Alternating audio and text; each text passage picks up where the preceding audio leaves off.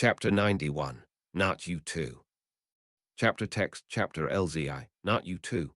After Taija made her speech to the sitters, and the whole of the tower dispersed, Siwyn made a show of inviting her and Cadsuane to stay the night in the village as honored guests. Of course, Taija accepted. It was all part of the plan.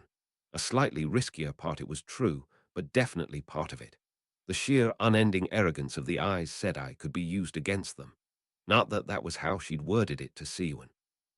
Siwyn, Cadsuane, Angier, and Megan, as the only Aes Sedai Taija could be sure weren't Black Adger, would be watching out for any sisters trying to run. She'd be playing a different role. Actually, it was a pity they weren't able to bring any of the converted Black sisters with them when they'd fled the tower. Ironically, those dark friends would be among the few Taija could actually trust, bound as they were. They were probably dead, or resworn to the shadow now, though. Taija didn't really want to sleep in Siwyn's village. In fact, she wouldn't be sleeping at all. She'd be bait. It was probably a bit stupid to be putting herself out there in the first place, although she was confident that she could take on any realistic number of Black sisters. But going to sleep would be insane negligence. After some more conversation, Taija made a big show of yawning and heading up to the room she'd been given. It was surprisingly nice, actually, particularly given the generally unimpressive condition of the village as a whole. Maybe she was finally getting some of the respect she deserved from the Tower Sedai. Certainly nicer than a tent in the waste. Before Taija extinguished the light in the room, she spun an array of wards around it, layering them inwards step by step. First was an anti-traveling ward. She didn't want anyone traveling in or hitting the room through a gateway. Then various sensory wards that would alert her to channelers, male or female, movement, humans or webs. Finally, round the room itself, she spun a pair of wards with verbal triggers. One like the she'd used to escape Siwyn and Moiraine back in Fal Dara that would slice any web in its vicinity. The other would hit anyone who was holding Sedar or Sedin in its bounds with a storm of lightning.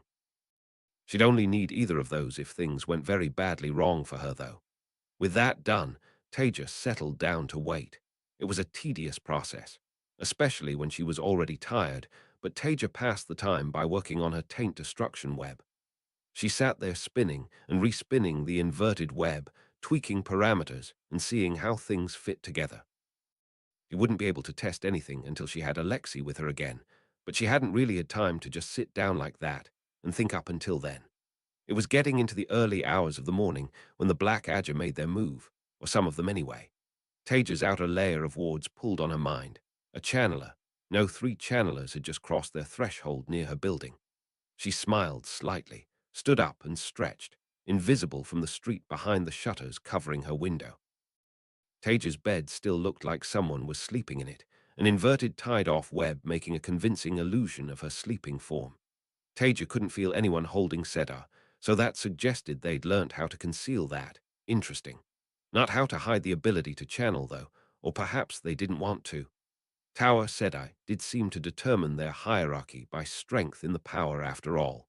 They really were ridiculous. It wasn't long before more of her wards triggered, this time set off by people entering the building. They didn't seem to be aware of the risk of inverted wards, or perhaps they were stupid enough to think she wouldn't set any. Taija had learnt not to underestimate the arrogance of Tower Aes Sedai. Carefully, she maneuvered herself round so that she was standing behind where the door would open and spun an inverted web of concealment over herself. Faded into the darkness against the wall, Taija settled down to wait. She'd have been worried about them just trying to blow up the whole room, but they'd want to make a clean escape, which wouldn't be possible with too much noise. Dark friends were never willing to sacrifice themselves for the greater good, or greater evil, she supposed. If they had any sense, which was debatable given they were both dark friends and Tower Aes Sedai, they'd be worried about missing too. They must know they wouldn't get a second shot. Taija heard footsteps creaking on the stairs as more of her wards were-tripped, a whispered conversation and a tiny amount of Sedar being channeled. Then her door slowly slid open and the 3 women entered. Hidden behind it and in the dark, Taija couldn't see who they were, but she did see them creep over to her bed and one of them raise her arm. So they were going to stab her to death. Clever, no signs of channeling could have been done by a non-Aes Sedai. For a brief moment, Taija thought about dramatically revealing herself. just for the sheer terror it would cause, but that would be stupid. As the woman's arm descended towards her sleeping form, she drew fully on Sedar through her angriel, inverting all of her webs. Air slammed the door shut.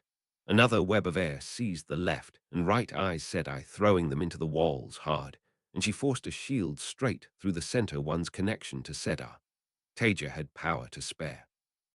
A moment later, she shielded the other two as well, their connection to Sedar broken by their impact on the walls.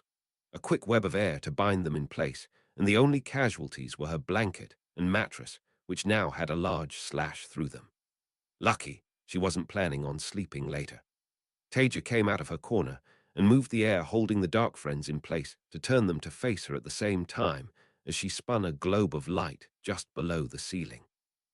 They were all wearing hooded cloaks, but it was easy enough to pull those back with a flow of air. When Taija saw their faces, her eyes widened. "Shiriam, I really didn't expect to see you here." The woman looked terrified and angry. All three of them did actually. "Release us at once, unless you want to face the wrath of the White Tower." Delana too. Taija recognized the sitter, even if she'd never spoken to her before. "You I don't recognize, though."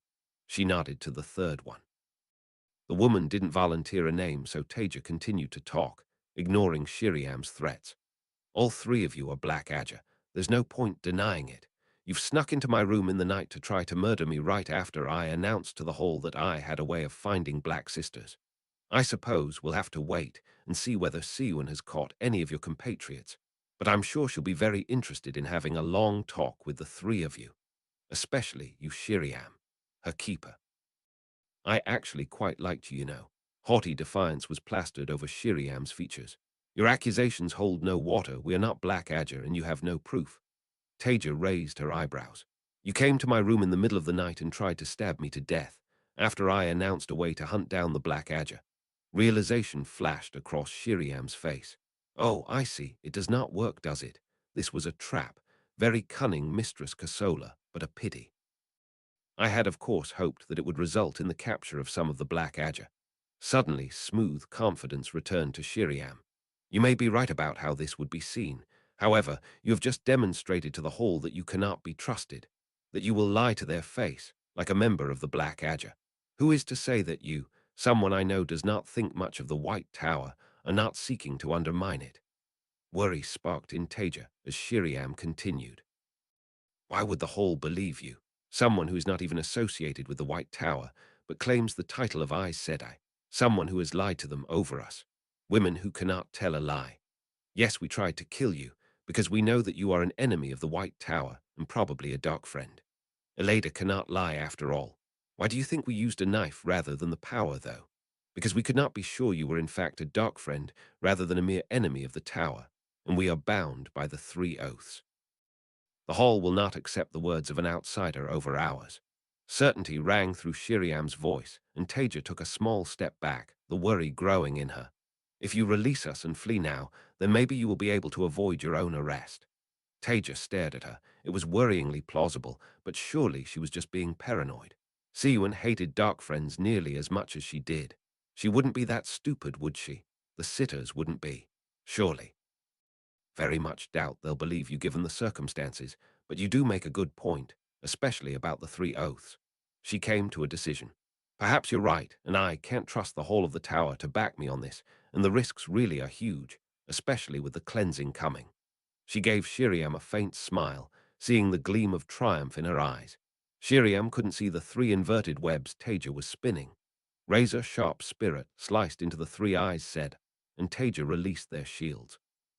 "But even in the vanishingly unlikely event that you're telling the truth, you did still try to murder me in my sleep."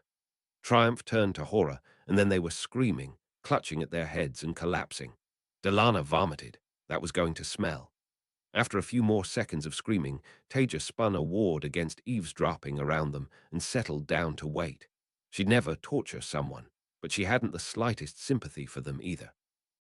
She'd really have liked to get some sleep, but there might be another attempt from more Black Sisters. They seemed to be so compartmentalized that it was not impossible. So Taija stayed awake, staring grouchily at the silenced, sobbing former Aes Sedai on her floor. When Siwan found out about this, she was really not going to be pleased. She tried to think about happier things as silenced mouths pled for mercy. but for some reason her mind just went back to Mirren, to ever worse memories. Chapter 92, Interlude Roman 27, Forsaken by Choice, Forsaken by All. Chapter text Interlude Roman 27, Forsaken by Choice, Forsaken by All. Over 3,000 years ago, during the early days of the War of Power, Taija was watching a film with Tell, curled up on his gigantic leather sofa, wrapped in his big, strong arms. It had been a hard week of training with him, and she was aching all over, but it was a good ache, a worthwhile one. She'd never been unfit, and since she'd been dating him, she'd only gotten fitter, joining him on runs, playing sports with him. Of course, she could never quite match up to a professional athlete like him, but even back then she hadn't been bad. Her inherent competitiveness had forced her to try to keep up. However, once the war started, Taija had become stronger, faster, fitter than ever. She'd had to. It was still the early days of the war, when the shadow was making large advances and the light was struggling to recover, trading land for time as it prepared to counterattack. However, the home Taija shared with Tell was far away from the front lines, and for the short times they were able to be there, she could pretend there was no war. That was exactly what the two of them were doing, just relaxing and watching some ridiculous historic action film from before the war about ancient desert warrior tribes fighting over. It didn't really matter, just brainless, relaxing entertainment for the two of them to laugh at together. They were planning to go out for dinner in a beautiful little restaurant up in the mountains near Adanza, and then travel home again to spend the night together. The next day they were going to go and see her mother and Nerina. Her niece's 16th birthday was coming next week, and while Taija had to be back on duty by then, she had time now to go and celebrate early. Every bit of time she could spend with her last two living family members was something to be treasured. Taija's father had died when she was 70, a mere 106 years old at the time. That was the tragedy that every channeler had to face, the reason why long relationships between channelers and non-channelers were rare. Arivia was showing her age too. She could channel, but she was weak in the power.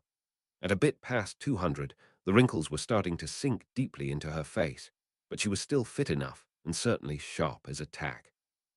As for Nerina, her parents, Taija's sister and brother-in-law, had died a few years ago, yet more victims of the collapse.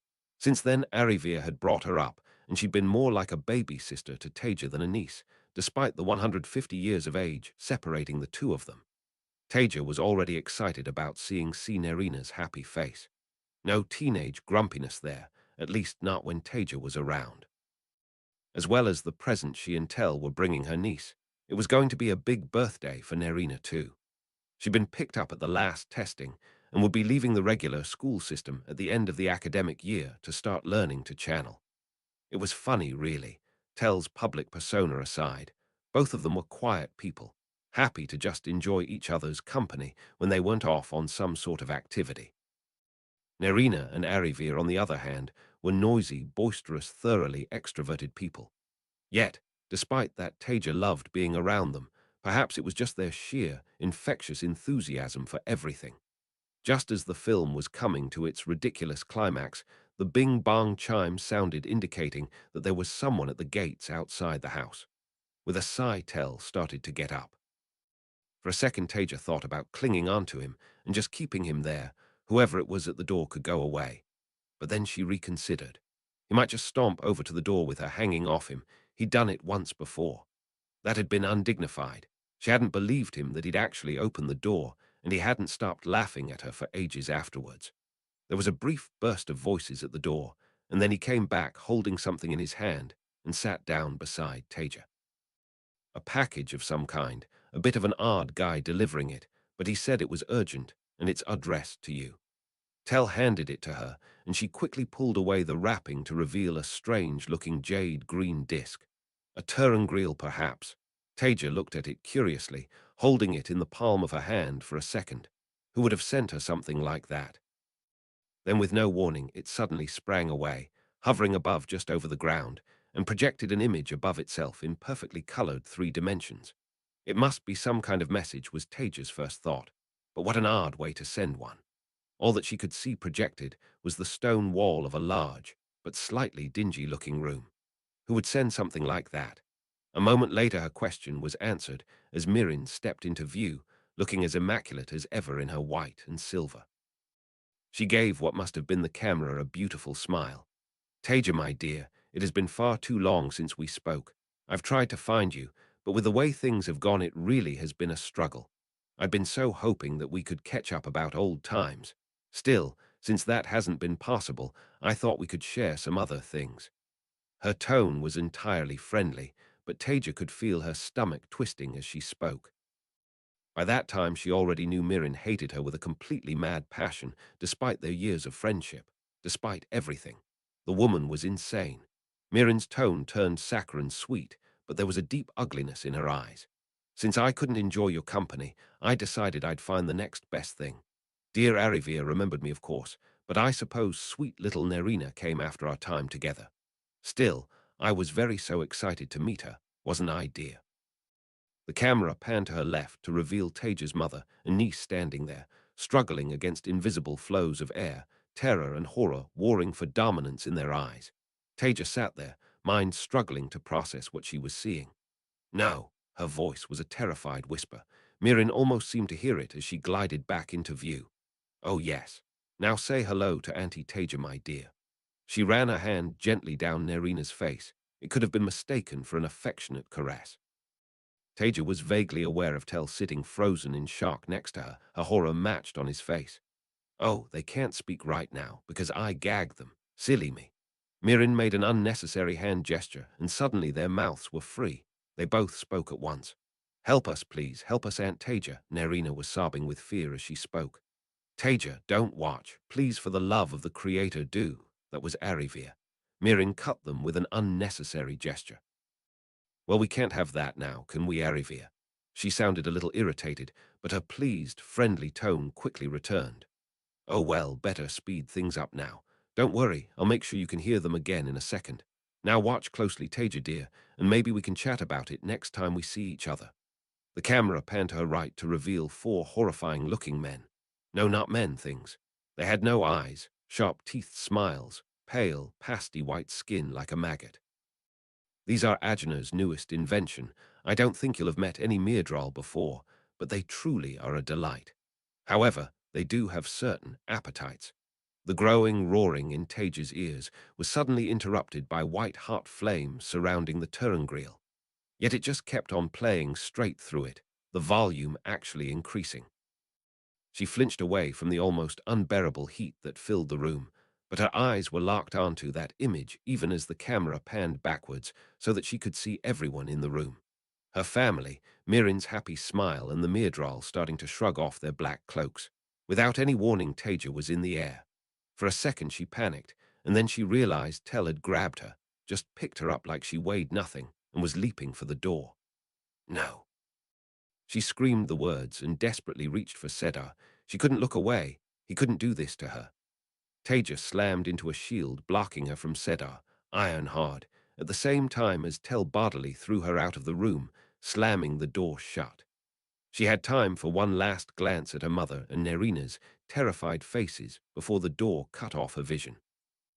Despite the pain of her impact with the wooden floor, she was on her feet instantly, beating on the door with her fists, shrieking through uncontrollable tears. "Let me back. Tell, open it. Fucking open it. Tell." From inside the room, she heard the thump of fire igniting and the crash of objects flung into each other at high speed.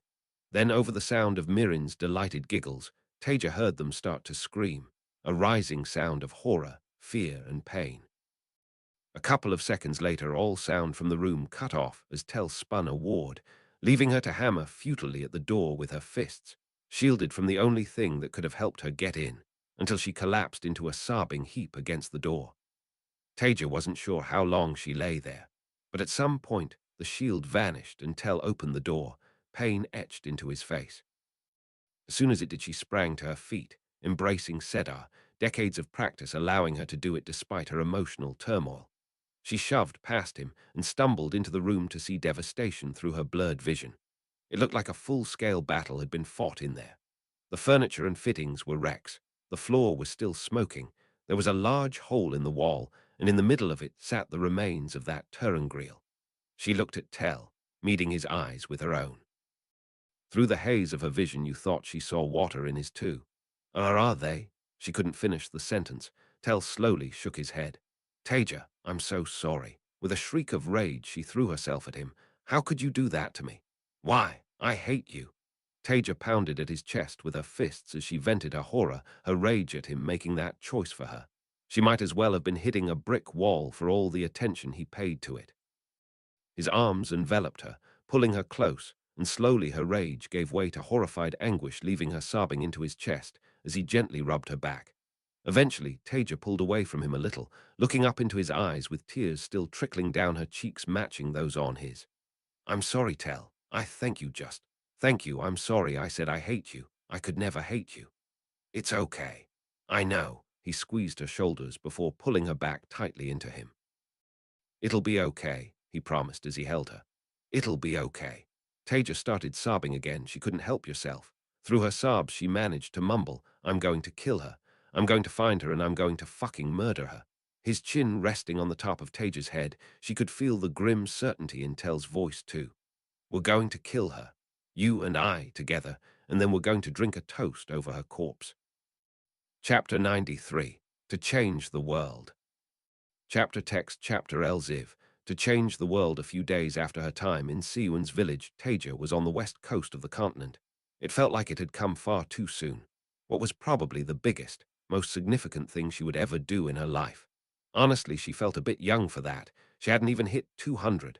Still, how many people in her field got to do something like this? None. Anyway, Rand was what, 19, 20? She should actually ask him, but the thought of such a young man being subjected to the burdens Rand faced just depressed Taija even more than everything else in this shitty time. Exhaustive planning had been completed, well as much as they all could in the time available anyway. She'd refined her web as far as she could in that same limited time. At least now she wasn't so worried about setting the atmosphere on fire.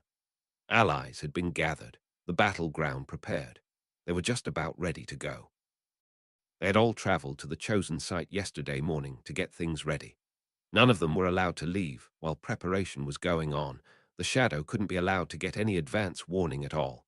As far as anyone knew, they were all off at different locations, carrying out various chores in preparation for the cleansing in a few weeks' time.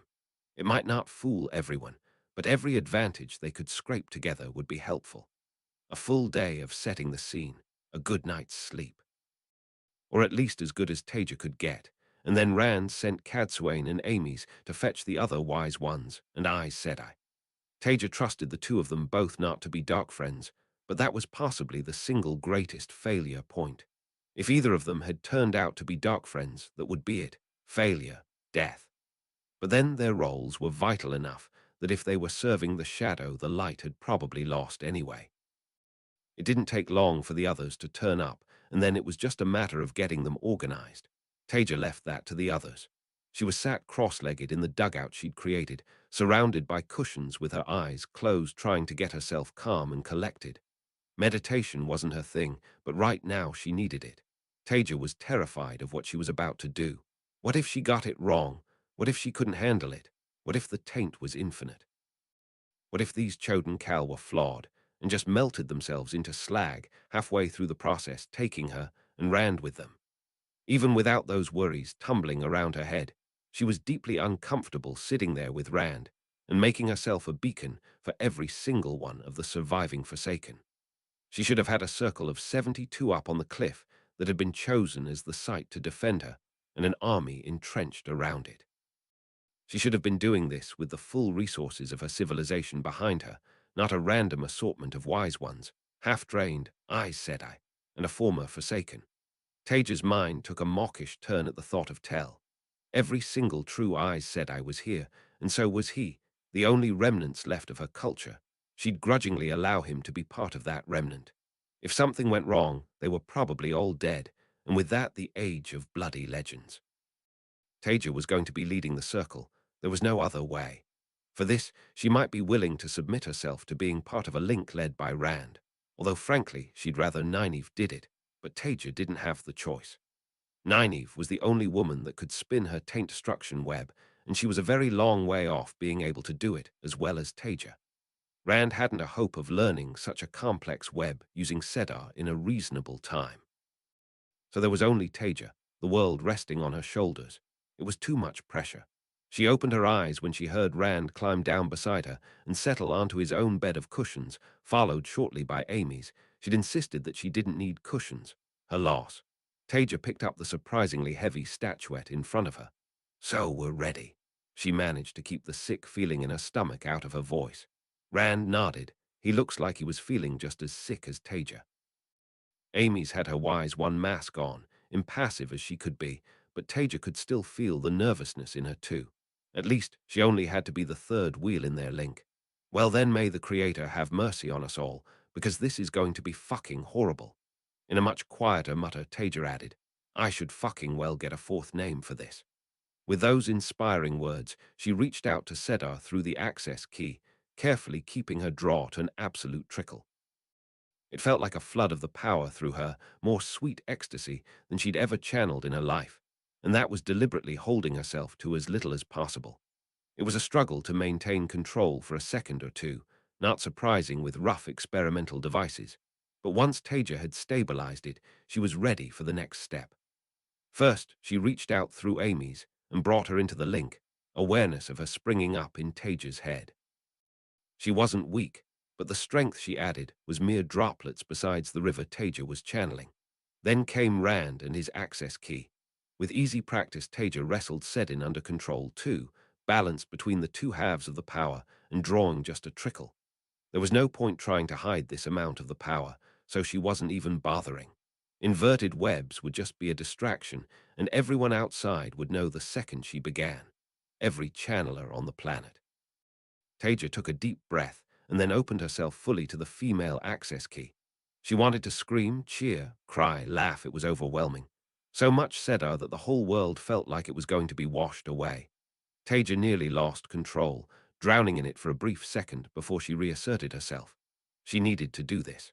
Reaching out, Taija started to spin her taint destruction web over the edge of the cliff and out to sea, where the water was deep. He spun a sphere 50 meters across, every element coming together in thick, but precise cables of Sedar, so much power going into it that it would be felt across the whole planet. Taija checked it carefully for any flaws. She was going to have to hold it through the whole process, for hours maybe, making adjustments on the fly as needed. With that done, Taija spun her protective barrier, a towering wall of air, interspersed with the other elements, this time drawing on both Sedin and Sedar to strengthen it. That web she tied off, she wasn't sure she'd have the concentration to hold it throughout. She made the knot as complex as possible, cable-thick flows. Best of luck to anyone trying to untie that while under fire. With that, Taija was ready to begin. She took deep breath and then pulled hard on the male access key through Rand, as much as she could. The raging torrent of Sedin joining the almost infinite flood of Sedar. She didn't bother with subtlety for the Sedin. That was all in her Sedar web. Taija just started to funnel raw Sedin into that sphere. All 5 elements. A pouring torrent of the power representing everything that could be pulled through the greatest sangreal ever made. She was riding the wave, desperately hammering her will against the raging force of Sedin and relaxing into the deep flow of Sedar. A tightrope walker balancing on the edge of oblivion. As Taija funneled the torrent of Sedin into her web, a new sun bloomed over the sea. Indescribably intense heat boiling huge volumes of water into steam as she brought the light to the gloomy, cold winter's day. Arshanka, or as he still thought of himself in his head, Bellel looked up from the letter he was writing as he felt it. They were actually doing it. Luz and his pet physicist actually thought they could cleanse the taint. Madness. He had been warned by a grim-faced messenger to be ready, that the Chosen would need to act. Luz had somehow dug up access keys to the Choden Cal, and now they were trying it. If it were him, he could think of better uses of the access keys, but he supposed that he did not have to deal with the taint. It was inconvenient timing. More and more foolish barbarians were being lured into his nets, but no matter. He had a bone to pick with Luz and his little scientist girlfriend. She certainly was not his old friend's type, but then he supposed that if you were sinking in a storm like Luz must be now, you would take hold of any log floating in the sea. Still, he would need to be wary. The two of them clearly had a certain amount of cunning between them. Bellel absently rubbed the spot on his chest where Luz's sword had slid into his old body. It was good that his orders were clear. The cleansing must not be allowed to succeed, and that meant he had a free hand with Luz. He would enjoy demonstrating why his death had been more luck than skill. He might be the netweaver, the greatest strategist alive, but he was no slouch on the battlefield either. Rolling his shoulders, he strapped his sword to his belt and spun a gateway towards the flaming beacon in his head. A moment later he emerged, a safe distance away, on top of a hill perhaps 15 kilometers from that blazing torrent of Sedin. Stepping out of the hole in the air, he immediately had to shield his eyes with an arm. Of course he knew where the cleansing was taking place. He could have pointed straight to it from the other side of the continent, but he could not see it. The light behind Luz was so bright, so blinding that looking directly in that direction risked blindness. And the sound. Even from this distance, he could hear a deep rumble resonating through his very bones, the whole ground vibrating under him. The light must be some side effect of the cleansing. Beryl could appreciate their careful positioning, making sure it would be in the eyes of any enemies. It was good. Defeating a weak opponent was never as satisfying as outwitting the strong and clever. He would need to get closer, though, so that the slope up to the cliff would block the light. Then he would be able to show them the foolishness of exposing themselves to the chosen. As far as he could tell, he was the first one there. All the better, none would share in the glory or interfere with him getting his satisfaction from Luz and Taija Kosola. Beryl spun a gateway into the forest below the cliffs, perhaps 4 kilometers from the top, and stepped through it. It would provide him with cover from whatever guards stood on top of the cliff with his 2 targets, and he could approach more discreetly then. Once he was ready to strike, they would never even know what hit them. He barely had time to react before he felt a monstrously powerful web of Sedin descending from the sky. It must have been multiples of what he could channel. Of course, Luz would not have left himself undefended. He must have given Kalendor to one of his followers. He knew the man's swordmaster could channel. An impressive show of trust, if foolish. What was to stop the man from simply disposing of Luz once the cleansing was complete? Judging by the amount of Sedin he was channeling into that blinding ball, Luz would certainly be in no condition to fight afterwards. With lightning-fast reflexes, Beryl spun another gateway and dived through it, emerging a few hundred meters closer to the top of the cliffs, already running as towering columns of fire walked their way towards his previous location. An unpleasant surprise, but of course he had been ready. Still, the question was, how had they found him? The amount of Sedin required to open a gateway was not so great that it should have been detectable from kilometers away by whoever was on those cliffs, especially with that beacon of Sedin overwhelming everything around it. Fortunately, his dedication to honing his body as well as his mind allowed him to escape those gigantic bursts of fire. In no time at all, he was making his way up the slope, towards Luz. Feeling a bit safer, he started to spin his own retaliation. He could not feel where the Sedin was being channeled from, not so close to the Choden Cal, but it would be somewhere at the top, near Luz so that they could protect him. The sky was full of clouds and steam. Lightning would be easy. As Beryl brought together his web, the trees around him suddenly erupted into fire, a series of detonations that sent razor-sharp splinters of wood and rock through his new body, shredding it in a fraction of a second. Far too fast for him to even begin to think about the unfairness of it all. From the top of the cliffs, Cadsuane looked down at the small bloom of fire in the forest below. It seemed that person, presumably Demandrid, or the odd woman who could channel Sedin, given what had happened to the rest of the male Forsaken, had been the first of them to discover the ward's Taija. Rand and Tel had spent a day sprinkling around the forest. Her Terengriel subsided with the explosion, the swallow no longer pointing towards him. In the past, she would have thought he was dead, but with everything she had learnt in the last few months, she was not going to rely entirely on the Terengriel. He might just be inverting his weaves after all, so she pointed once more. There. It was fortunate they'd woven the ward against eavesdropping around themselves before this began. She could feel the very ground vibrating under her feet. The noise outside, it must be indescribable. Without that ward, it would have been impossible to hear her directions. A moment later, the location erupted as the circle next to her channeled Sedin and set her into a towering column of fire. No further movement came from that area of the forest. Maybe he escaped. in which case it would be up to the third line of defense to deal with him, but she suspected that one was dead. Either way, she would be ready. With nothing better to do, she checked over the inverted barrier of air she was holding over the top of the cliffs. Chapter 94, The Forsaken Awaken. Chapter text Chapter LXV. The Forsaken Awakened. Taija didn't know how long she'd been channeling for, but the world was an agonizing mixture of ecstasy and pain. Enough Sedin and Sedar were hurtling through her to crack the planet in half. She was drowning and flying amidst the torrents of both halves of the power. Mixed in with the power was the disgusting oily miasma of the taint, washing past her, bathing her in floods of nauseating filth. Above it all, an island of tranquility in the chaos, Taija's conscious mind was holding the flow steady. Her taint destruction web wavered and she tweaked it, adding a bit more spirit to the lateral binding system. Everything was holding, for now. When Demandred felt it, he cursed to himself. He could stay and finish, but that carried significant risks with it. The displeasure of the Great Lord, for one. Missing out on his opportunity to end Luz Thurin once, and for all another. With a muttered apology, he climbed off Shendla, already reaching for his clothes. No time even for a wash.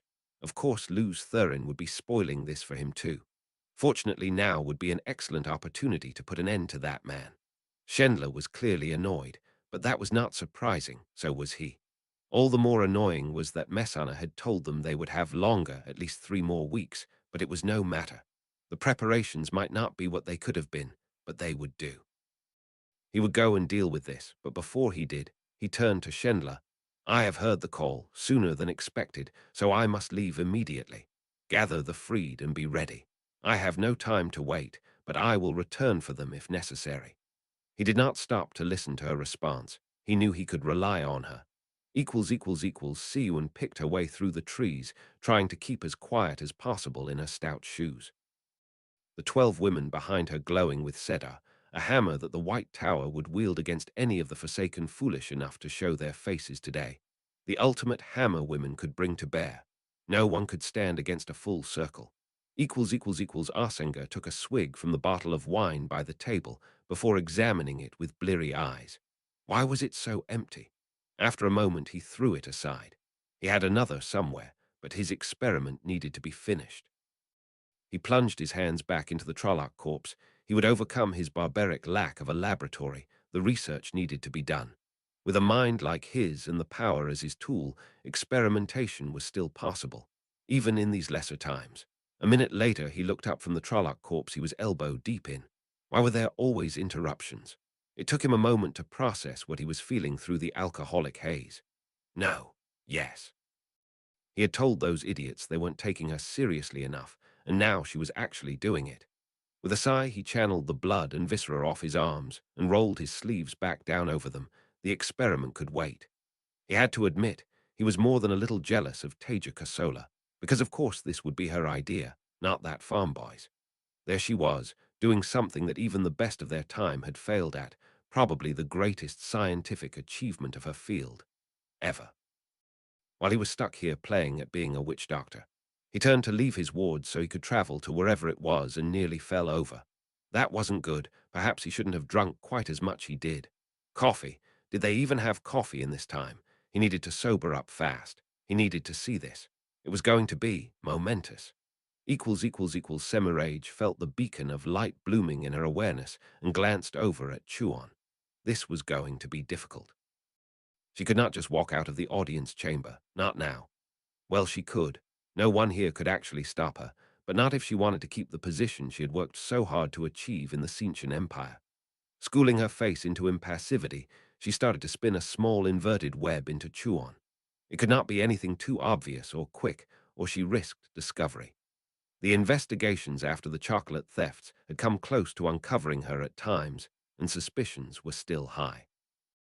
If she ever found out who was behind those, well, she had a special plan for them. It would be slow, but Chuon's stomach would gradually get worse and worse until even her admittedly impressive self-control was overcome. Hopefully, that would bring things to an early finish and allow Semirage to make the discreet exit that she needed to. Demandred emerged from his inverted gateway over 10 kilometers from the beacon of power. He immediately spun a web over his eyes to protect them from the blinding light. However, nothing could subdue the sheer, all-encompassing sound of it, reverberating right through his bones. Through his shadowed vision, he surveyed the future battlefield, just in time to see a series of towering columns of flame erupt from the forest below. It seemed he had been the second to arrive. Based on where the flows were coming from, Luz Thurin and presumably Taija Kosola were on the top of a cliff, with the sea at their backs. A blinding ball of light behind them was spewing steam into the sky at an alarming rate. That must be whatever mechanism she had come up with.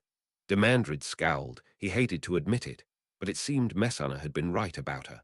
Impressive. Not that it would help her now. Still, he would need to be cautious.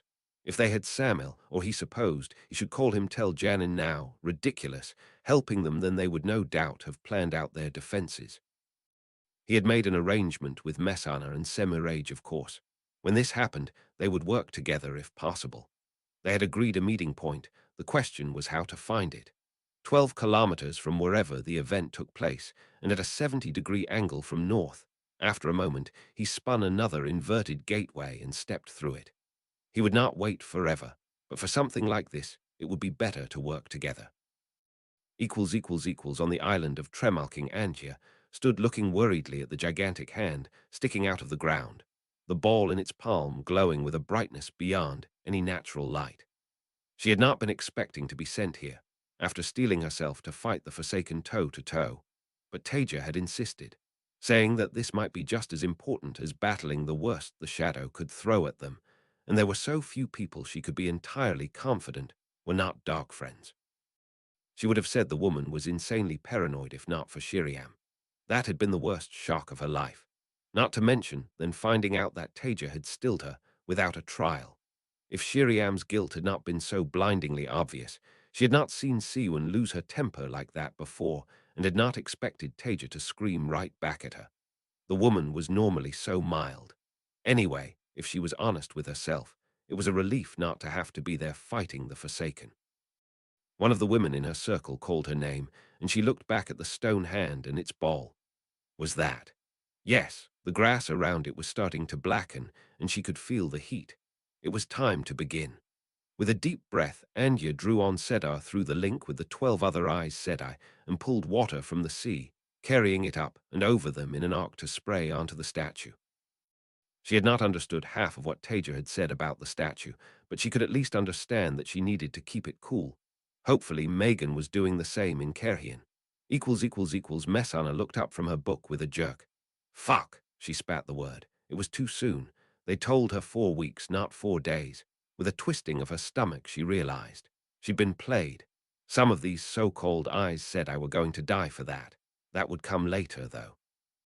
While her preparations were not where she would have liked them to be, she could still take some time to make sure that she wasn't just jumping in dick first like some of her colleagues might. Edera stalked through the wetlander forest. It was a strange place to be, everything so lush and wet. However, today was a day of much strangeness. The wise ones were going into battle, with the power no less. Amy's had come to her saying the Karakan needed her help, telling her about this Taija Kosola's project. The wise ones could hardly fail to answer that call, both for the Karakan and for their ancient toe to the Aes Sedai. So that was why she found herself in this strange environment, so far from the threefold land. The Aes Sedai had taught her, and the other wise ones how to link, a valuable gift, and now she stood at the head of a group of them, 13 in total, and they stalked the shadow-souled.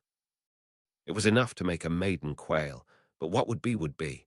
All had to wake from the dream one day. Moradin sat back in his armchair, steepling his fingers together. So it had begun. He would be intrigued to see how the Chosen performed in this fight. Eranga winked at the finely dressed man in the common room of the inn and bit her bottom lip.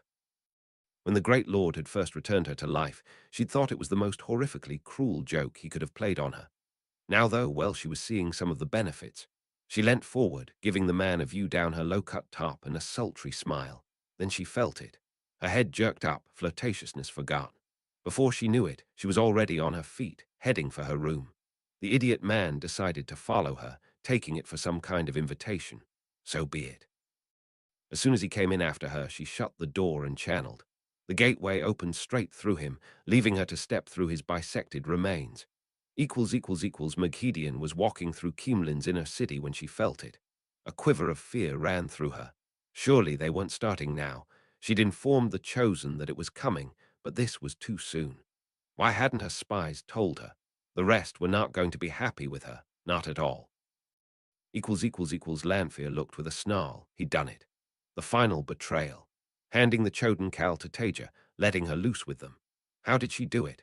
Such mediocre talent, a complete lack of good sense, mediocre looks at best.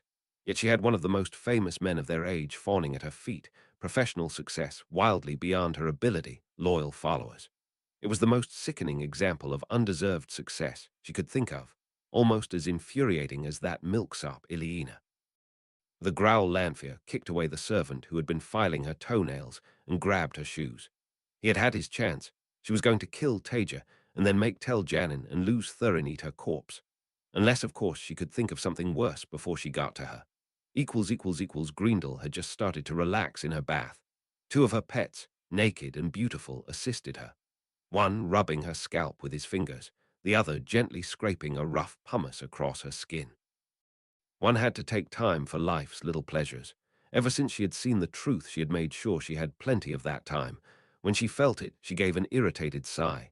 She would have to go and fight, of course. But not yet. First, she was going to finish enjoying this bath. There. Cadsuane pointed. Moiraine poked her head over the rim of earth that Tel Janin. She gave a little shudder at the name. Had insisted they surround themselves with, and drew hard on the power, both Sedin and Sedar. Alexei sat behind her, shielded by the rim of earth, cradling the blazing crystal sword in his lap, while she pulled the torrent of filthy Sedin from it, weaving it together with Sedar from her and her Angreal, along with the 25 other Aes Sedai in the link. Taija might be changing the world behind her, but Moiraine felt a certain sense of satisfaction in knowing that she was leading what was probably the largest circle to have been formed in thousands of years. She sent the weave spiraling down into the forest, following Cadsuane's direction, dragging it along and bringing devastation to anything anywhere near it. For now, she was pacing herself, still channeling gigantic amounts of the power, but holding back. She was ready to use her circle to its full potential if she actually laid eyes on one of the Forsaken. Erengor traveled to a spot around 4 or 5 kilometers from where she felt that ridiculous amount of power being channeled. If only she could obtain the male access key. No, now wasn't the time for fantasies.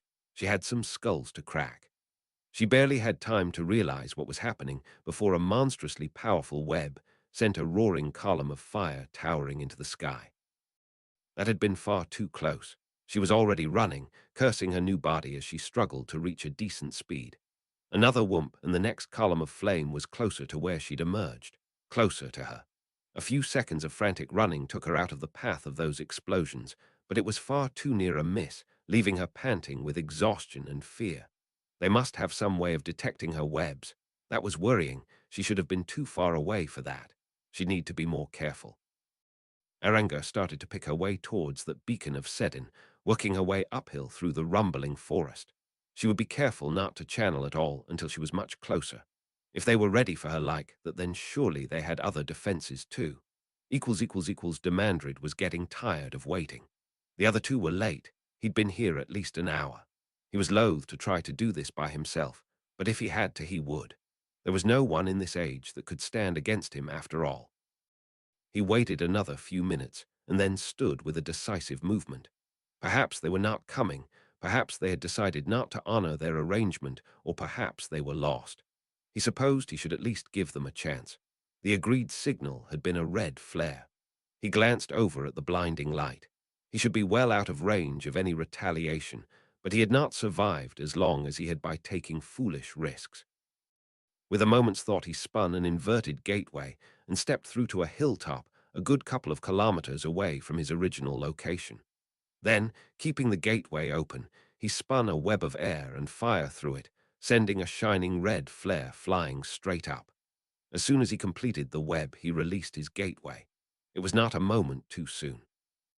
Few seconds after the flare shot into the sky, a monstrously powerful web of Sedin, and he assumed Sedai slammed into the ground where he'd been stood less than a minute before.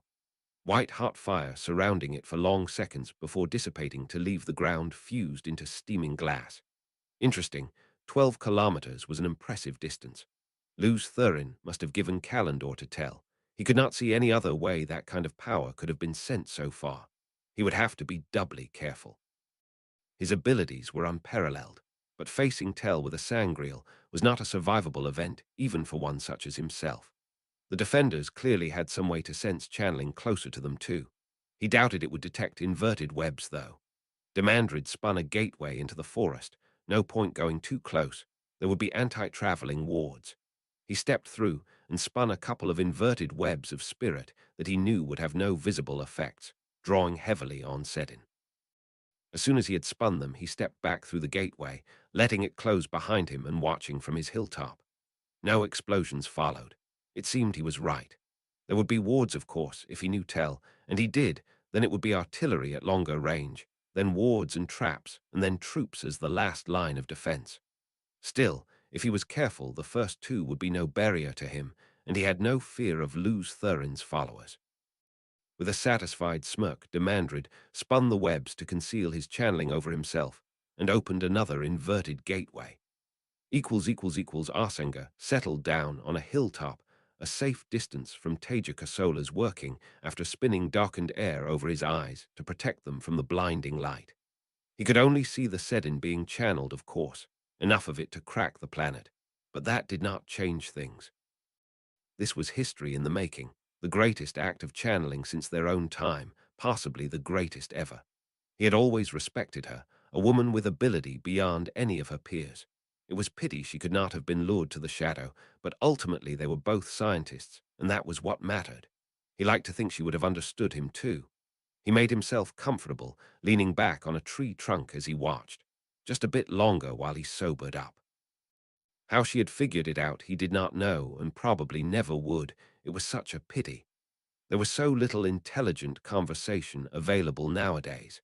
What he would not give for a conversation with her, professional to professional. Chapter 95. All must wake from the dream. Chapter text chapter LXVI. All must wake from the dream. Why had Taija made this plan? This was fucking horrible. Couldn't she have palmed it off on Nynaeve? She was Aes Sedai now. She could spin the web. She'd even be stronger than Taija soon enough. Taija's body, her brain, just.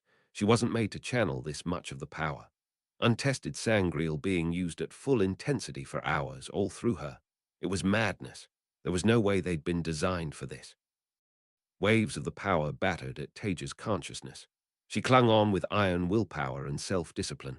One misstep and it was over. At best, she'd burn herself and rand out, at worst kill every living thing on the planet. She'd fought her way across the planet in 2 different wars with the Shadow. She'd survived finding out that every single thing she loved was dead. She could survive this. Light it hurt. Taija wanted to stop, take a break, but if she did that might be it. No second chances. The weight of the world was on her shoulders, and it was only getting heavier. Demandrid scowled and froze as he saw a group of women picking their way through the forest. So-called dedicated if his guess about their clothing was correct. He could not be sure that they were channeling. He had felt goose pimples on his skin since he arrived here, no doubt due to Taija Kosola's working. However, he would bet money that they were holding the power. He would also bet money there were 13 of them, although he only counted 5. Now, if he would tell, there would be no more death wards once the patrolling defenders were reached. Too much risk of hitting his own channelers there. There would, however, be multiple layers of anti-traveling wards. He would not want someone penetrating the outer defenses and then simply traveling to the center. If he was using weaker pawns in circles, he'd also want to prevent people from using traveling in combat. That gave Demandrid a certain freedom of action, though. The backwards women of this time were always overconfident in their circles. Of course, it gave an advantage in power, but when you were in combat, flexibility and speed were also key, as they would find out. One of the women spotted him and started to call out. She died first. An inverted web of Sedin tore her in half before more than a syllable left her mouth. Another 2 of the dedicated became guttering torches. Demandrid was already moving, running sideways as a series of huge fireballs flew towards him. They were not even that close. He spun Sedin and lightning struck down from the sky, blasting amidst the dedicated women. Even over the omnipresent rumble of whatever Taija Kosola was doing, he heard a woman scream. His own beam of fire, not balefire, just a bar of white-hot heat cut through the forest, slicing through trees, and another of the dedicated women. A shield, powerful, but nothing like a full circle's battered futilely at his connection to Sedin. They might not realize it, but he had already won. He just needed to make this quick before any reinforcements could come. Demandred started to jog towards where the dedicated women were, slicing their increasingly frantic webs. He spotted another and decapitated her with a flow of air. One threw herself at him, impressive she had gotten so close without him seeing her. A smooth side step and draw of his sword, and she fell grasping her own innards as they spilled from her stomach. There, more of them. He channeled, and another two died in fire, even though his other webs were sliced. This was as good as over. Demandred barely needed to exert himself to deflect the pathetic webs from the few survivors. Still, it would be foolish to play with his food. He was no Semirage or Greendel. Another dedicated died, her neck snapped with air. He spotted one staring intently at him. She had been impressively well hidden. He had almost missed her. Even as he spun his next web, her face changed somehow, focused anger turning to grim determination. A flare of green light, intertwined with purple, shot into the air above them just before he crushed her into a twisted mess of blood and bone in a fist of air. Demandred was already sprinting downhill, perpendicular to the dedicated's location. Damn these anti-traveling wards. He tripped, threw himself into a painful roll, and came up on his feet, still running full pelt. 3 seconds, 4 times stretched out. His mental count reached 5. It was too late. He frantically started to spin a new web.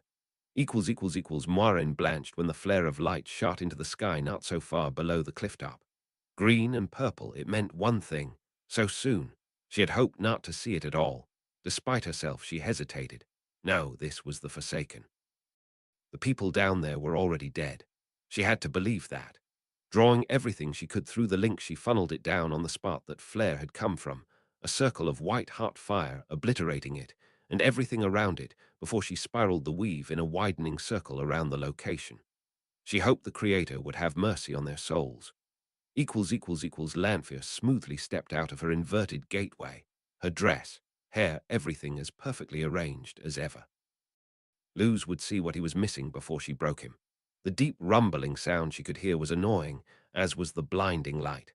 Of course, Taija would have some crude solution, kludged together. She might as well just be hitting the problem with a hammer. She lacked the finesse of true genius. With shaded eyes, Lanfear quickly took in the scene. Explosions flared in the forest below the cliff top. Clearly others of the Chosen were here, and finding out the sort of defenses Tel Janin had put up. Well, he was not ready to deal with someone like her, clearly. Lanfear traveled straight into the forest, stepping out of her inverted hole in the air. Sedar flowed through her as deep a river as it ever had, not that anyone would be able to tell. She would calmly walk through their death zone, har as if, and then kill anyone who got between her Luz and Taija. Simple plans were often the best. She started to walk, a measured, calm pace, preparing several inverted webs as a nasty little surprise for anyone she might meet. At the same time, she spun tiny flows of inverted spirit out ahead of her, gently probing and feeling for any wards. Nynaeve reached up to the neck of her dress again to touch the pendant hanging between her breasts and shivered. She'd seen gouts of fire spouting up from the forest below, but so far nothing more than that. She knew it wouldn't last. She'd like to tell herself that she felt a thrill of anticipation at the idea of facing the Forsaken, but really all she felt was sick fear. She still remembered the last 2 times she'd met them. The casualness with which Agena and Balthamel had brushed Moiraine away. The desperate fight she and Elaine had had against Ravin until Cadsuane intervened. She was stronger now, she reminded herself. More skilled. Every Forsaken she had faced was dead. Also, she had something special to help her. Taija's face had been a picture of reluctance when she'd handed her the angreal with trembling. It had felt like she was having to force herself to let go of it. Nynaeve could understand that an angreal was an incredibly valuable tool, but there was clearly more, she didn't know what. Taija had started to say something. "This is..." Then she trailed off and left Nynaeve with just 2 words. "Don't die." Grendel sighed happily to herself as she climbed out of the bath, another pet running up to towel her dry, while the first two hurried away to fetch her clothes. She was nearly ready to leave, but first she would need to make sure that her hair and nails were as immaculate as ever. Edra watched the storm of fire rising into the sky from where the flare had come only moments before. She was not sure who it had been, but they had spat in Sightblinder's eye until the last. She could only hope that they had taken the Shadow Soul with them when they woke from the dream. She could not hear the sound of footsteps over the omnipresent roar, but her eyes were drawn to movement up ahead. She froze and made a hand sign to the wise ones behind her, all former maidens. A beautiful wetlander woman was picking her way through the forest, carefully scanning the trees. She did not hold Sedai, but Taija Sedai had told her enough.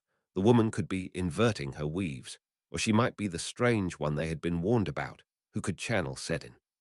No matter, one of the Shadow Souled would be a valuable captive. She was not stupid enough to imagine that one could be made Geishin, but simply capturing one would be more than enough to gain Jai in the eyes of all.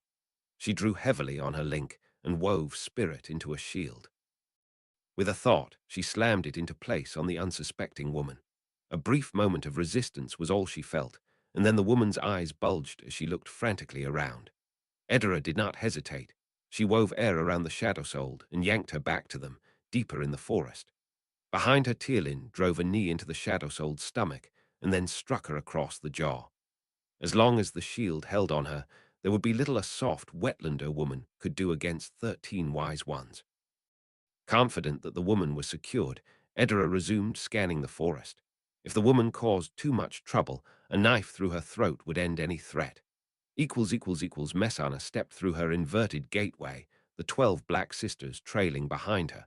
Like all of these so-called Aes Sedai, they were haughty and composed wherever they went, but she could still feel their nervousness, their fear through the circle. They would also be able to feel her raging fury. It had barely receded in the time it had taken her to get here. She should have been arriving with a sangreal in hand and several circles backing her. Instead, this was all that she had been able to scrape together in the time that she'd allowed herself. The White Tower was hers, but not completely, and she could not risk the further split that would have resulted from storming the holding rooms in the short time available before she felt she had to travel here. There were already too many Aes Sedai fleeing the tower. She was also not willing to face whatever punishment would come from arriving after it was all over. If she hadn't been told she had weeks, it would be a very different situation.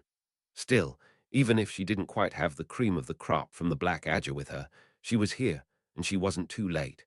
Whatever Taija Kosola was doing, it certainly wasn't subtle. Despite herself, Messana would have been fascinated to see the web the woman had spun, but the light was just too bright. She had no desire to blind herself trying to find out. Taija must be using the sea as a cooling mechanism, given the gigantic column of steam blasting into the sky. Was that boiling water the cause of the all-encompassing sound, or was it the web itself? She turned away. It didn't matter. Whatever it was, it would end when she killed Luz Thurin and Taija Kosola. First, though, she should see if Demandred had waited. She suspected not. The man was far too impetuous. But still, their alliance had held so far, so she should check. Messana did some mental calculations and spun another gateway, stepping out of it to emerge onto ground fused into muddy brown glass by an incredible heat. Well, that answered that question. It would be inconvenient if he'd gotten himself killed. It also put paid to her plan of just sitting at a distance and bombarding the cliff top. To do this from that distance would have taken someone strong with a sangreal or a very large circle. No, thank you. She tutted to herself. It looked like she was going to have to get her hands dirty. Absolutely not her preferred way of doing things, but needs must. She spun a gateway, inverting her web, and stepped through into the forest, followed by her coterie of so-called Aes Sedai. Maghedian watched the towering column of fire swirling into the sky, the light behind it so bright that it gave her a headache even when she didn't look directly at it. She was an intelligence operative, not a fighter. This was no place for her. If they failed today, though, there would be questions, fingers would be pointed, and she knew who they'd be pointed at. She had warned them, of course. She had remembered little from Taija Kosola's dossier, but enough to know that she was a very respected physicist before the war. They shouldn't have dismissed her warnings. Of course, all they would remember was that she'd said they had longer. Intelligence wasn't infallible. They should have been delighted that she could even warn them. They wouldn't see it that way, though. She'd have to do something. If she just sat this out, it might be the end of her. She shuddered. This was not her style at all. Still, even if she had no desire to fight, she was one of the strongest channelers alive, and one didn't have to act like fuckwits such as Beryl or Balthimal. She spun a series of webs over herself, and her face and form wavered as she took on the appearance of the apparent leader of the Dedicateds, Wise Ones. A mirror web showed her that she got it just right, blue eyes looking back at her, and long white hair framing her face. She had her name for a reason. She would strike from the shadows. If she ever found herself in a fair fight, her planning had gone wrong. Erenger tried to suppress her panic. She was shielded by these so-called dedicated barbarians. How had this happened? For middle-aged women, they certainly packed a punch too. She worked her jaw. Were some of her teeth loose? The great lord's joke suddenly seemed much less funny if only she were back in her original body, strong and muscled. Two of the dedicated watched her, fingering their belt knives, not that they needed them with the shield in place. This should never have happened. She was one of the chosen. As time went on, she tried to suppress the panic that was starting to bubble up inside her. Aleda's eyes were drawn back towards the west. While she hated the lack of discipline it showed, it was no surprise that even she could not fully control herself. Something was going on out there, far away. Something huge.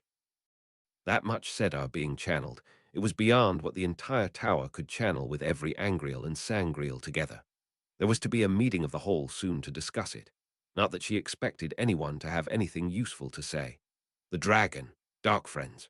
A mystery, pointless speculation. That and there would just be more of those overly vacant eyes with almost invisible smirks. She was sure the sitters had had more dynamism to them in the past, more respect too. If she did not have 100 other worries on her shoulders, she would be looking into that. As it was, the dragon was the largest concern. That and Siwen's activities, standing in rebellion against the tower. She had lied about Taija and the dragon. Those had been the final straws, but did they mean she was Black Adger, or had she simply twisted the truth? Aleda shook her head. A pawn of the shadow at best. It was the worst of timing, though. The tower needed to be united. The dragon needed to be managed, and the nations led to face the shadow in the last battle. Any other concern was secondary. Her eyes turned west once more. It was since Cadsuane, or the woman pretending to be her, made those ludicrous accusations. That was when things had started to change in the tower. Semirage was struggling to control herself by this point, but fortunately not as much as Chuan was. The woman's face remained impassive, but she could see the tiny signs of discomfort in her. How long had it been now? Chuan stood abruptly, interrupting the Sul'dam who was explaining what was agitating the Damin. Her voice announced, "The daughter of the 9 Moons wishes to retire." The room prostrated themselves, and Chuan strode out. Finally, Semirage did not even have time to enjoy the woman's discomfort. She needed to move fast now. If she was too late, then at best, it would severely hurt her standing among the chosen. At worst, she preferred not to think about that. After informing some of the slaves that she was tired and was returning to her rooms to rest, her first stop was the leashed kennels with some trusted leash holders. Of course, she was not wearing her own face for this. It might well trigger a whole new investigation and purge in Sindar if her actions were discovered, and she had no intention of being a victim of it. Grendel seemed to enjoy visiting, so hers would do. There were only a limited number of leash holders that she could find in the short time available. At least ones she knew were servants of the dark. That meant she could only have 5 of the leashed, but she still had her pick of the imperial kennels, some of the strongest leashed in the whole empire. The sound of sobs and quiet voices permeated the kennels. The leashed were all agitated by the huge amount of Sedar being channeled halfway across the world, and the leash holders were trying to comfort them, but she had no time for their weakness. A few minutes later, she stepped through her inverted gateway, followed by the other 10 women. The first thing to strike her was the sheer wall of sound and the blinding light behind the clifftop. Shading her eyes, she judged the distance, noting smaller explosions in the forest on the slope up to the top of the cliff. There was no point trying to meet with Messana and Demandred. She was far too late, but there was also no reason for her to go in and fight alone. She had brought enough firepower with her to overwhelm any realistic defenses. Semirage chose a hill somewhat closer, perhaps 6 kilometers from the insanely strong beacon of Sedar, and opened another inverted gateway. The ground seemed to be shaking under her feet, the world permeated by that roaring, rumbling sound. One of the leashed was crying, and the others looked close to it. They would still obey, though. The leash holders were fortunately made of sterner stuff. Semirage turned to the leash holders. The top of the cliffs, you can tell where. I want it gone. They gave her sharp nods. The leashed were really rather limited, but when it came to destruction, they were more than sufficient. Here she had 5 women, all of them veterans of tens of battles, and any of them strong enough to stand toe-to-toe with one of the chosen. See how Luz Thurin and his hangers-on enjoyed that. Commands rang out from the leash holders, and the light of Sedar sprang up around the 5 leashed. Semirage's own light would have joined them if she was not concealing the ability. They reached out with Sedar, spinning webs into the roiling clouds above the clifftop. Semirage did too, drawing through her own angriel and inverting her webs. Cadsuane saw the weaves of Sedar forming in the clouds above. She was confident she could hold the barrier of air above them against any one of the Forsaken. This was too much. Moiraine! She could not keep the fear out of her voice. She saw Moiraine look up as a storm of lightning started to fall, slamming into her barrier, making her grunt from the exertion, the strain already biting at her. A long series of explosions rumbled over their heads. After no more than a couple of seconds, the barrier broke, and several bolts of lightning struck the ground behind Moiraine just before more Sedar, uninverted and mixed with Sedin Cadsuane assumed, formed its own barrier above them, absorbing the storm of lightning for now. At least one of the women in Moiraine's link was screaming. This was bad. It must be most of the Forsaken attacking them at once, which did not explain the battles going on in the forest below. Had they underestimated them? Were they working together? She glanced at Moiraine. The woman was glowing with the power, but just a guttering candle compared to the sun behind them. She was clutching her head, though. The effects of someone dying while you were linked to them were less than enviable. Fortunately, she pulled herself together, a far more impressive woman than the first time they had met 20 years ago. Aes Sedai composure was gone. She looked a mess, but the grim determination on her face and the glowing crystal sword in Alexi's hands said it all. The glow from the sword intensified, dazzling, although nothing compared to the harsh light behind them. She did not see Moiraine try to slice or deflect the weaves above them. Wise, she had power to spare, but the link would not add to her dexterity. Instead, Sedar shot out of her, spiraling around something invisible. A moment later, a storm of lightning so intense it almost appeared to be a single giant bolt descended on the hilltop those weaves of Sedar had come from. It was briefly blocked by something, and then the lightning was through, covering the hilltop in a roiling sea of explosions. Cadsuane saw movement on another nearby hilltop. There. As she spoke, she rewove her barrier of air. Arsenga watched the battle unfolding with half an eye. What he was really interested in was Taija Kosola and what she was doing. If only he could get closer, he might be able to see better. A storm of lightning descended on a nearby hilltop. That was Sedin and Sedar mixed together, he was sure of it. Whoever was supporting Taija Kosola up there clearly had either a very large circle or a sangreal, perhaps both. Cleverly planned, not that that surprised him. He idly wondered whether whichever of the chosen had been targeted, they had escaped, and went back to watching things unfold. He could not even start to work out what Taija Kosola had done, not that there was any shame in that. She was like him, a genius in her own field. After a few more minutes, he sighed. He would need to do something. If he did not, then there would no doubt be punishments, and his standing had already fallen far after his unfortunate demise overdrawing Sedin at the eye of the world. The great lord only knew what had come over him then. Perhaps it was madness induced by how close he was to the bore when it was sealed. The wheel of time certainly ground thin. He winced at the memory.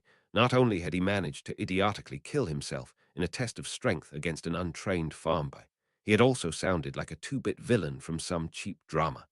Forgotten the pleasures of the flesh, indeed. Thank the wheel that Taija Kosola had not been there. It would have been so embarrassing. If he had been himself, he would simply have killed them and moved on, like any logical man. Arsenga reluctantly levered himself up from his position against a tree trunk. He'd sobered up enough. Time to do something. Chapter 96, Shinmel. Chapter text, chapter Elexva, Shinmel. It hurt. Everything hurt. The whole world was vibrating around Taija, and the access key to the Choden Cal was shaking in her hands in sympathetic rhythm with it. How long had she been doing this? So much power, more than she could have imagined. She felt like she was on fire, clinging onto control with her fingernails. Taija was losing control of her breathing, hyperventilating. She desperately forced herself to breathe slowly, normally. Why did it feel like her skin was on fire? How much of the taint was there? She'd been bathing in filth for so long it felt like it was deep in her bones. Greendel smiled at her pets as they finished with her hair and nails. It was wonderful. Each person in their proper place, where they could use their hidden little talents to their fullest. Should she find something to eat before she left? Lanfear picked her way through the forest, her anger at Taija, and Luz only burning hotter when she looked down at the mud on her shoes. She was sure there was still fighting going on ahead of her, but she could not hear anything over the crude roar of Taija's web. No finesse at all. Her probing flows of inverted spirit picked up another inverted ward ahead of her, and she deftly changed course to steer around it. The great lord only knew what kind of fool would think something like this would stop her. Perhaps she should keep Taija as a pet, though Sinchen had some intriguing ideas. The trick would be to make sure that she knew exactly what she had become, while leaving her no chance whatsoever of escape. There. Cadswain pointed to a spot in the forest, just as a large fireball came arcing out of it. A couple of seconds later, Moirin wove fire into an expanding sphere, obliterating it. Arsinger stepped out of his gateway, back onto his hilltop, and watched fire engulf his previous location. Job done. He could now honestly say that he had made an attempt to stop the cleansing and been driven back. He settled against his tree once more. If Taija Kosola could overcome the constraints of this time to do something like this, then maybe he could too. He was not one of those fools who resented talent like hers, no. He was inspired by it. Two geniuses in friendly competition to exceed themselves. He would have to give it some thought, but for now he would enjoy watching her change the world. Such a pity she had rejected his advances all those years ago. They could have been great together. He really could not guess what she saw in Teljanin, but Arsenga hoped that he at least made her happy. Sumrin watched the forest with careful eyes. The Karakan and Taija Sedai had done the wise ones much honor asking them to be here. Not that honor was everything, but if the Shadow won the war, then there would be little point worrying about honor, power, or anything else. The Karakan brought change, and with change came opportunities for those willing to take them. Fighting here to defend him would place her and her fellow Shadow wise ones in a prime position to take those opportunities. At that point, an incongruous sight broke her train of thought. Amy's of all people, striding up the hill towards the clifftop. Why would Amy's be there? Sumrin stepped from behind a tree and called out, "Amy's, what are you doing here? I did not expect to see you." Amy's gave her an impassive look before turning to head directly towards her. "The Shadow Soul, there is news I must pass on." "Of course," Sumrin nodded. "Do you require assistance?" As she said the last word, she struck, drawing hard on Sedar through her link. There would be no foolish attempt at capture. She would not trifle with one of the Shadow Souled. She wove fire, earth, and air, splitting her weaves. Somehow the woman anticipated it. Sumrin jerked as some of her weaves snapped back into her. The woman wearing Amy's face was already running, fleeing like a coward in the face of her superior strength. She broke into a run after her, hurling weaves as she went. Were the Shadow Soul truly so stupid as to think that they could fool her with such simple tricks? Still, she would need to be careful not to go into what Taija Sedai had termed the death zone. She had no desire to find out what her and that man, she shuddered at the idea of a man who could channel, had been doing there. Semirage strode through the forest with death in her eyes. It was going to cause no end of problems that she had lost those leashed. It had been a good gambit. Who would have thought that Luz Thurin would have amassed quite so much firepower? But not every good gambit worked. She would have to get up close and personal, just the way she liked it really. Avoiding that circle, Sangreal, Whatever it was easy enough in the forest. Similarly, the inverted wards darted around were an obvious trap.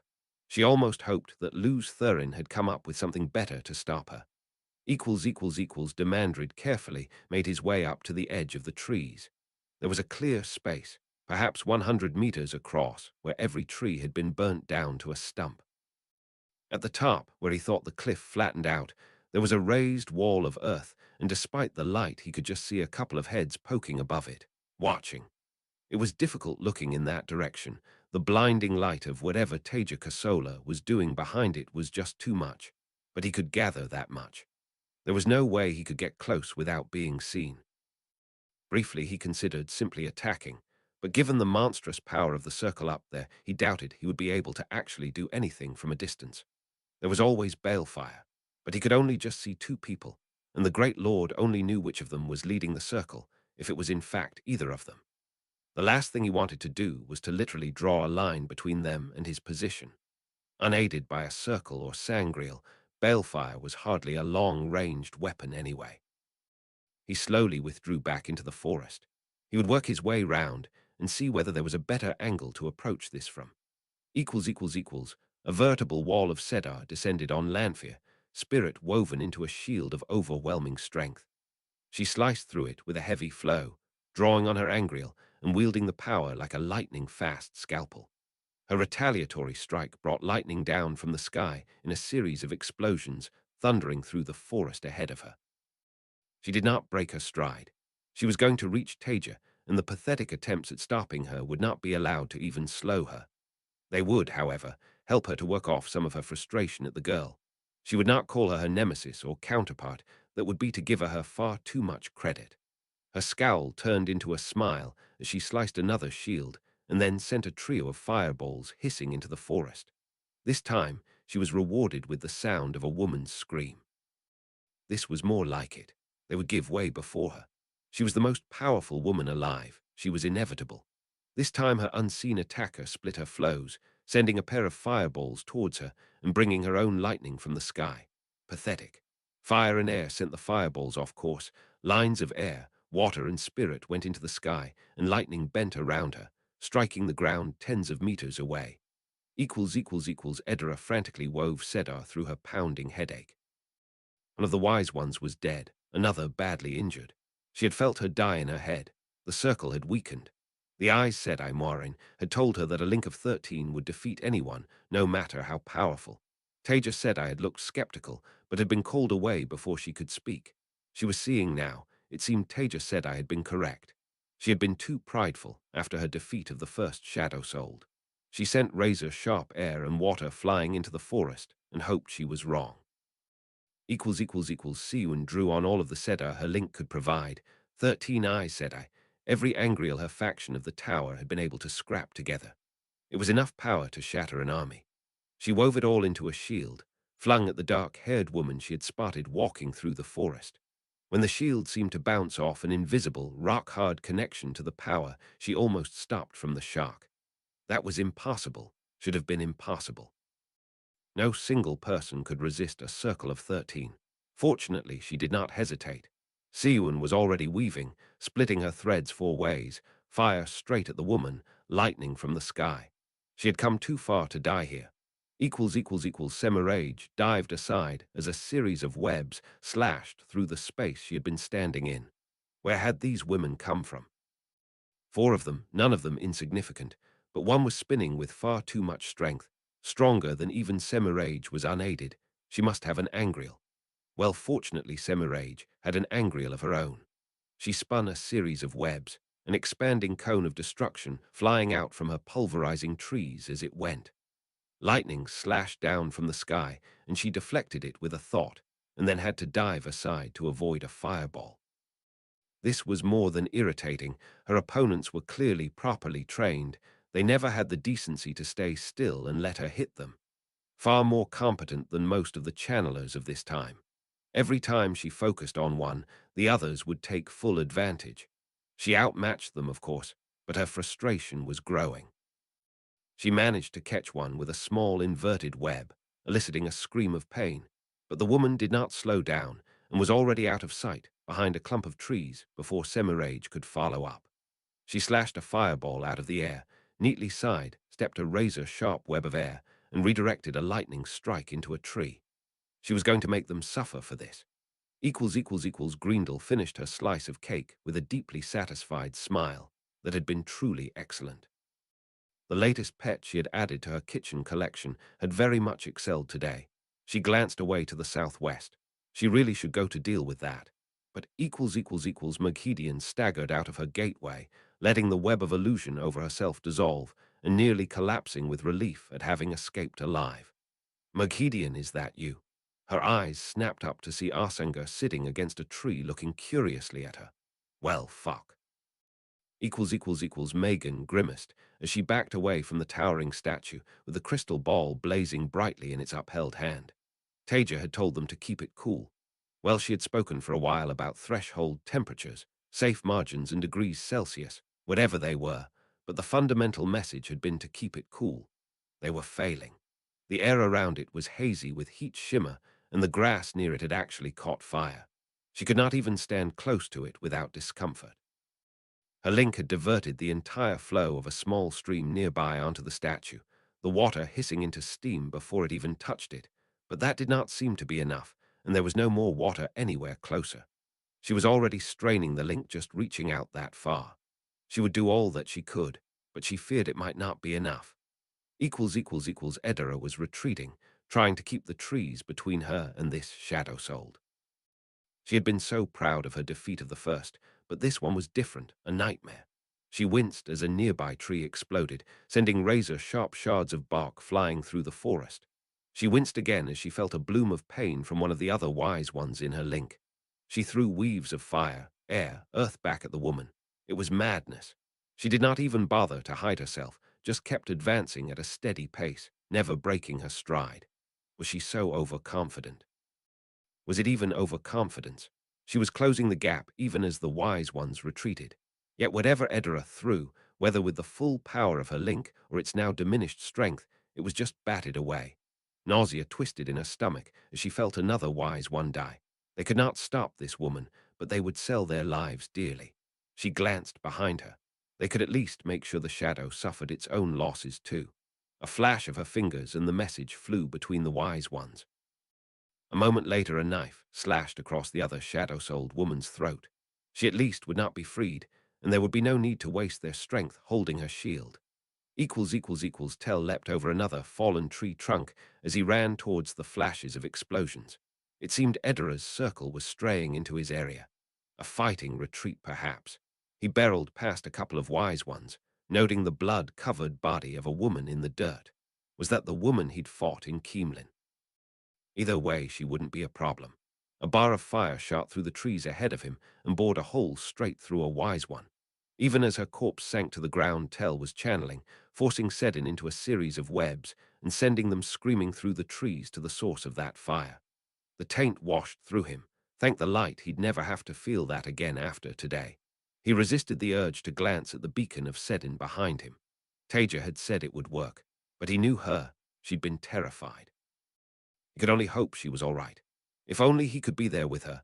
As soon as he'd launched his webs, Tell threw himself sideways, changing direction, moving away from any potential retaliation, this time spinning lightning from the clouds.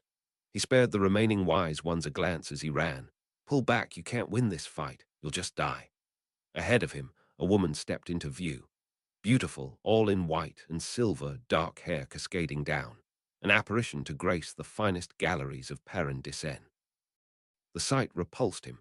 Homicidal anger flared in him, yet he kept his voice calm, measured. Mirin Iranil, I must admit I'd been hoping to see you today. He gestured behind himself at the wise ones to go, Lanfear another failure staring him in the face. Tell Janin. She gave him a predatory smile. I see you're running after little Taija again. Disappointing, really. You could do so much better, you know. Tell leant forward, balancing on his toes and drawing Sedin into a series of webs in preparation. He had no doubt Lanfear would be doing the same, but she was in for a nasty surprise.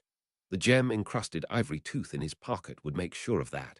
She wouldn't have understood why he'd given it to Rand when he surrendered. nor would she understand why Rand had given it back to him just before this all started. He made himself laugh. You're one to talk, judging someone for running after love. How are things going with young Luz? If he could make her angry enough, she might start making mistakes. Anger flashed momentarily across Lanfear's face before vanishing back into a faint smile. They both started to move sideways, carefully picking their way across the rough ground, eyes locked, circling each other. Words are wind, tell Janin, and yours more than others. You've broken 2 sets of oaths. Why would anyone listen to anything you have to say? Funny, coming from you. A woman whose only loyalty is to her desperate need for Luz dick. Taija told me all about how pathetic your attempts at grooming a teenage farm boy have been. Lanfear's face twisted into rage. Success. As she started to reply, Tell struck.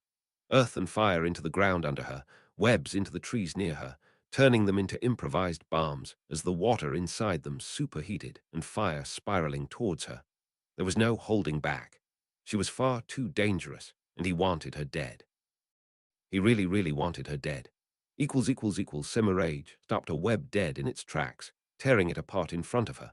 She had the strongest of these women pinned now, exchanging blows over a space between the trees. The other 3 were circling behind her, trying to strike from behind, and soon she would have to relocate if she could not batter down this dark-haired woman's defenses. She spotted a patch on the left breast of the woman's dress. Aes Sedai. How she despised the Aes Sedai. Yet this one was worn in the style of her time. Perhaps there was an opportunity to cause her own distraction. Pathetic. You do not even know what that symbol that you wear means. You half-trained girls think you can imitate your long-dead betters with your attempts at defeating me. She laughed contemptuously and sent one of the circling girls flying with a web of air before ducking past a fireball and slicing through an attempt at a shield. Chapter 97. Theoretical Physics Applied. Chapter text, Chapter LXVI, Theoretical Physics, Applied. Taija was in agony. She wasn't meant to channel this much. The Choden Cal were experimental pieces of shit, and she was bathing in the sewerage. She shouldn't be able to burn herself out using a sangreal, but she could definitely lose control. Her taint destruction web briefly wavered before she forced it back into shape again. If Taija couldn't control this, force Sedin to submit to her, submit herself to Sedar, she'd be scored away to nothing. If she was unlucky, so would the planet. How much longer could she hold on? Her head was pounding so hard it felt like her skull would shatter. The flows were getting harder and harder to control, fluttering and flaring in her grasp. She didn't know if it was her exhaustion or the sangreal starting to fail, but whatever it was, it hurt. She forced herself to stay focused, controlling a surge of Sedin as it tried to sweep her away. Sickly, sweet torture humming through her. Battering agony crashing against her. Oh, light it hurt. Taija's concentration nearly broke as Sedar tried to draw her into its undercurrents. She needed to hold on. Once again Demandrid reached the tree line and carefully looked up at the empty space leading up to the earthen rampart, a web protecting his eyes from the light. His prospects were no better there. This was a waste of time. He wanted Luz Thurin dead, but not to the point of making a suicide run against whatever circle he had up there defending him. Still, he had other options. Shendler would have been working on preparations back in Shara. It might be too late by the time he returned, but he would return. Decision made, he started to quietly work his way back down the slope to get out from under the anti-traveling wards. Nynaeve nearly snapped back at the Forsaken's words, contempt for everything Taija had told her about Semirage, because that was obviously who it was based on. Taija's descriptions of the Forsaken, fueling her anger. She had earned the patch she wore. How dare she? Then, with a thought, she calmed herself. Taija had tried and succeeded in winding her up during training too many times. If you get angry, you get stupid, and if you get stupid, you get dead. The woman really should work on her grasp of the common tongue. She blocked a fireball with air and spun a blossom of fire back at Semirage. What mattered was that Nynaeve was not going to get angry. She was going to win. Then a thought struck her. Taija was very difficult to push off balance, not without touching on certain topics that, by unspoken agreement, were off limits. However, perhaps she could force Semirage off her own game. She made herself laugh even as she spun lightning from the sky. Long dead betters. Is that what you believe? Did you really think Taija came here alone? Has your time with the Dark One really rotted your brain so much? Elaine, Egwene, and Avienta circled Semirage with her, adding their own attacks to hers. No links here. Taija had taught her how to fight properly. Semirage hesitated just for a moment. Fire streaked out in a wave from her, and the woman threw herself to the ground under it. Most amusing girl. Has Taija Kosola taught you any other tricks to parrot? Nevertheless, the slightest hint of doubt wormed its way into Semirage's thoughts before she ruthlessly suppressed it. Their tactics brought back memories, not particularly good ones. Taija Kosola must have taught them. She had clearly underestimated the woman. Laughter echoed back, followed by lightning. Do you think the Hall of Servants didn't have a plan? That they would leave the Forsaken to return to an undefended world?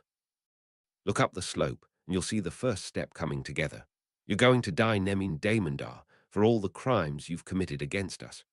Semirage spun earth and fire, the ground exploding under one of the other girls, sending her tumbling. Annoyingly, she was back on her feet in a second with the others striking back at her hard. It was such a pathetic bluff. Semirage switched to her own language. You talk of the Hall of Servants, a bunch of useless handringers whose boots you are nevertheless unfit to even lick clean. Then one of the other girls behind her shouted out, "Go walk on a scree slope, you shadow-sucking cunt." Semirage nearly stumbled in shock. That had been pure danza. The first woman, presumably the leader, shouted back. Now, Elaine, remember the apprentices can't understand us, and we want them to understand what we have to say to Nemin. Nynaeve watched Semirage hesitate momentarily. Did Elaine really speak the old tongue that well? The phrase sounded vaguely familiar, like something she'd heard Taija spit out when she was furious. Surely not. She took advantage of the hesitation, switching to all-out attack. She couldn't invert her webs the way Taija did, but she was the closest anyone came.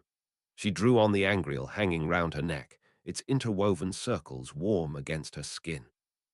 She remembered the way Taija's fingers had trembled a little when she'd handed that over. Nynaeve looked forward to giving it back to her after this. She hoped she'd be able to. Big, obvious webs of fire shot out while she slipped in inverted webs of air and earth, trying to get past the Forsaken's defenses. I remember our world. Flying through the skies between cities, sitting down to watch a film with a loved one, the world you helped kill. I've stood before a panel of 3. I've walked the marble floors of the Hall of Servants, sworn under the divided circle. I never forsook my oaths, Nemin Damondar, not like you. Did you think we didn't have contingencies? That Tel Janin came back for no reason. She was pulling half-remembered snippets from Taija's sometimes interminable ramblings, and it seemed to be working. Semirage was on the back foot, staggering back under the assault from the woman. No one from this age was that good. She had seen the performance of the best damning, and they outmatched anyone from this continent. The girls to her sides were harrying her, stopping her from focusing her full strength on this woman. 2 of them were just as fast as their leader, weaker but a long way from insignificant. The other, the weakest of them. She was slow to spin, more often out of position. This time she had stopped moving to focus on spinning her attack. Stupid. Perhaps the apprentice. It did not matter. Semirage spun, overpowering her webs. Fire erupted around the girl, and a moment later a web of air bisected her lengthways. "Adanza!" shrieked something from her other side, and Semirage rounded on her. Spirit twisted around the girl's flailing web, and then with an inverted web of air she swept her feet out from under her and smashed her in the chest in midair with a fist of air so hard her rib cage crumpled. That was Adanza, dealt with. Only the leader and one other girl. She focused her attention back on the woman claiming to be Aes Sedai. Perhaps she would even get the chance to enjoy these 2. Since the cowardly shadow soul had run away, Sumrin had been having a quiet time in the forest. Well, quiet if one ignored the omnipresent vibration of whatever Taija Sedai was doing. That was one of the reasons she was surprised to see a beautiful, perfectly composed woman picking her way through the forest towards her. The other reason was that the woman was dressed ludicrously. She might as well have been wearing nothing for all the protection her clothing gave her from the cold or from the gaze of others. It seemed another of the shadow souled had decided to enter her net. She wove fire and directed the threads at the woman, drawing fully on her link. Nynaeve suppressed a scream as Avienta fell, 2 crumpling halves coming apart in a spray of blood and gore, immediately before Elaine flew backwards her chest caved in. She drew as hard as she could through Taija's angriel and unleashed everything she had. Waves of Sedar blasted towards Semirage, scouring the forest around her. Egwene added her own comparably meager power to the attack. With a smirk, the Forsaken sliced through her webs. I am going to enjoy making you scream, girl. You and your delusions of grandeur. Nynaeve ignored the howling terror in her stomach. She wouldn't let herself be taken alive by Semirage.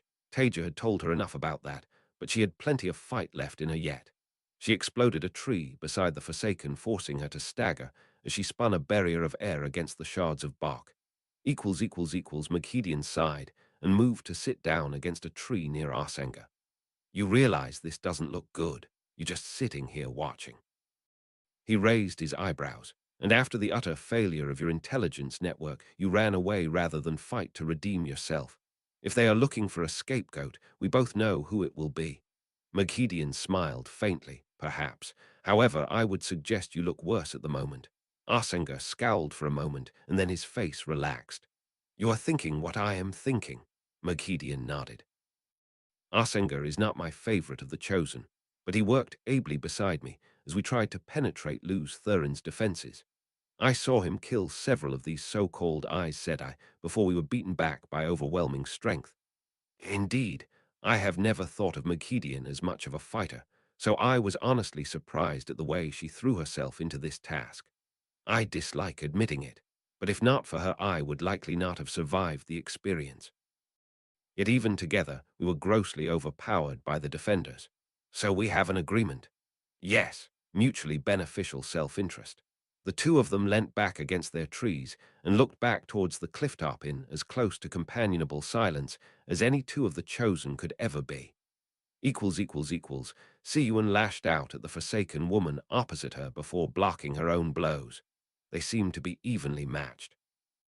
Both, she presumed, with full circles, but as more powerful against the Forsaken's greater knowledge.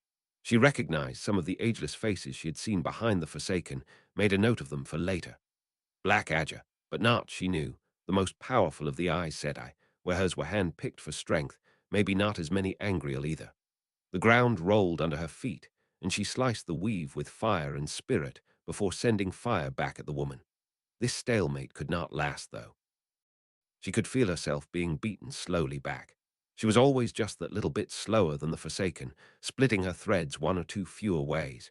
If this continued, she was going to lose, and the White Tower would be left under a ladder. She could not allow that to happen. Maybe if she Siuan wove Sedar, but this time she pulled lightning from the sky into the forest behind the Forsaken, a storm of bolts descending. For a moment, triumph gleamed in the Forsaken's eyes, and then it was replaced by panic. Yes. The weaves coming from her had weakened. Siuan redoubled her attacks. She could not think of the last time linked Aes Sedai had fought other links, but it made sense. Attack the other members of the link, and the leader was forced to defend all of them. Semirage was beyond frustrated at this point. She was half starting to believe the woman's ridiculous claims. No one other than the chosen in this age had the kind of skills she was showing. She outmatched her, obviously, but only because of the Angreal Messana had given her. Of course, she had likely given her the weakest one she could find, but still. Well, no one in this age other than Taija Kosola. How had Taija Kosola ended up here anyway? Of course, Maghedian had been unable to find that out, the useless worm that she was. Was it so insane that she was not alone? It did not matter. She would kill her. The woman was on the back foot, only defending herself at this point, the occasional flurry of attacks from her apprentice easy enough to deflect. This would be done in a few more seconds. Semirage's instincts screamed a warning, and she threw herself backwards a fraction of a second before a bar of fire burnt through the space she had been. What in the great Lord's name?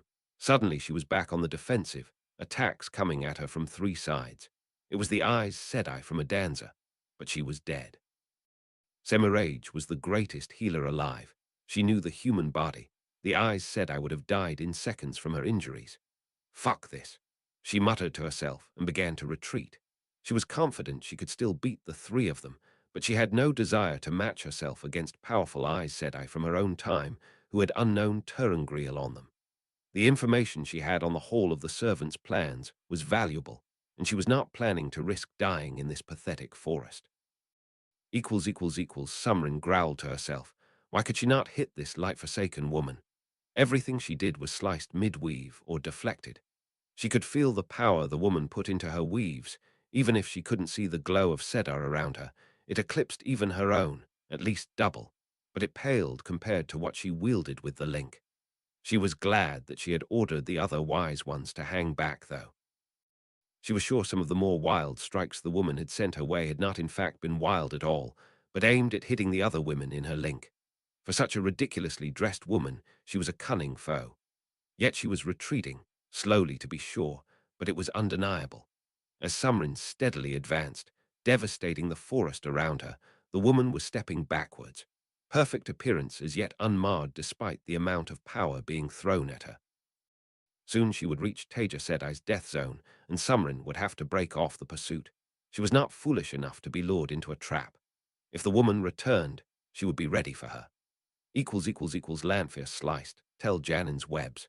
There was more strength behind them than she had expected. It seemed Luz had given the man an angriel. Irritating. She drew on her own, splitting her flows too many ways for the eye to easily follow, and sent a series of explosions into the trees around the running man. He would need to get used to running, for the short time he had before she killed him. Fire bloomed around her, and she snuffed it out with air and water before drawing ice from the clouds above and slamming it down into the forest around him. He was still running, ducking further back into the trees, changing direction but always striking. She was the rock the waves of his attacks broke on, unmoving, just turning to face him on the spot. A blizzard of webs sprang forth from her, some to be cut, others dodged or deflected. Tel Janin's own counter-attacks were strong but less diverse, hammers pounding at her defenses, always looking for weaknesses. He was crude, like his little lost love. Lanfear smiled to herself and let a web of air come too close, let herself stagger, clutching her left side. He immediately sensed weakness, a storm of webs coming at her, most from the front, but some smaller ones trying to sneak in from her left. She let herself sink to one knee, fending off his attacks as he advanced on her. As he did, she spun her own web, this one inverted, no need for anyone else to see, into an expanding bubble, covering a huge space around them, the distraction helping to sell her feigned weakness. Closer, closer, yes. Lanfear spun a pair of small gateways below eye level. Air through one, fire through the other. Tel Janin barely had time to react before the webs shot at him from behind.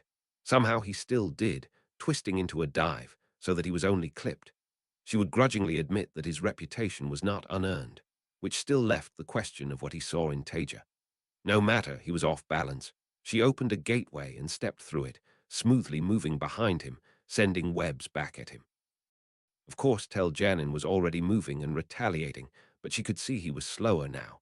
Victory was inevitable, just a matter of time. Did you think you could stop me, Tel Janin?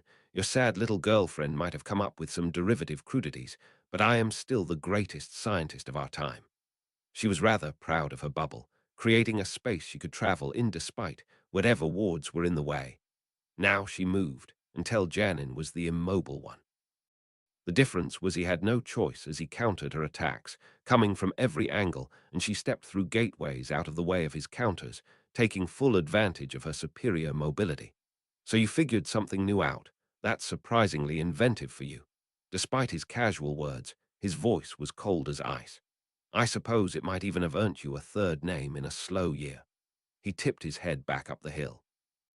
It doesn't really compare to what Taija is up to nowadays, though, but that was always your problem with her, right?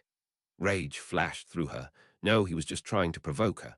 It was only a matter of time now, and she would not allow herself to get distracted by him.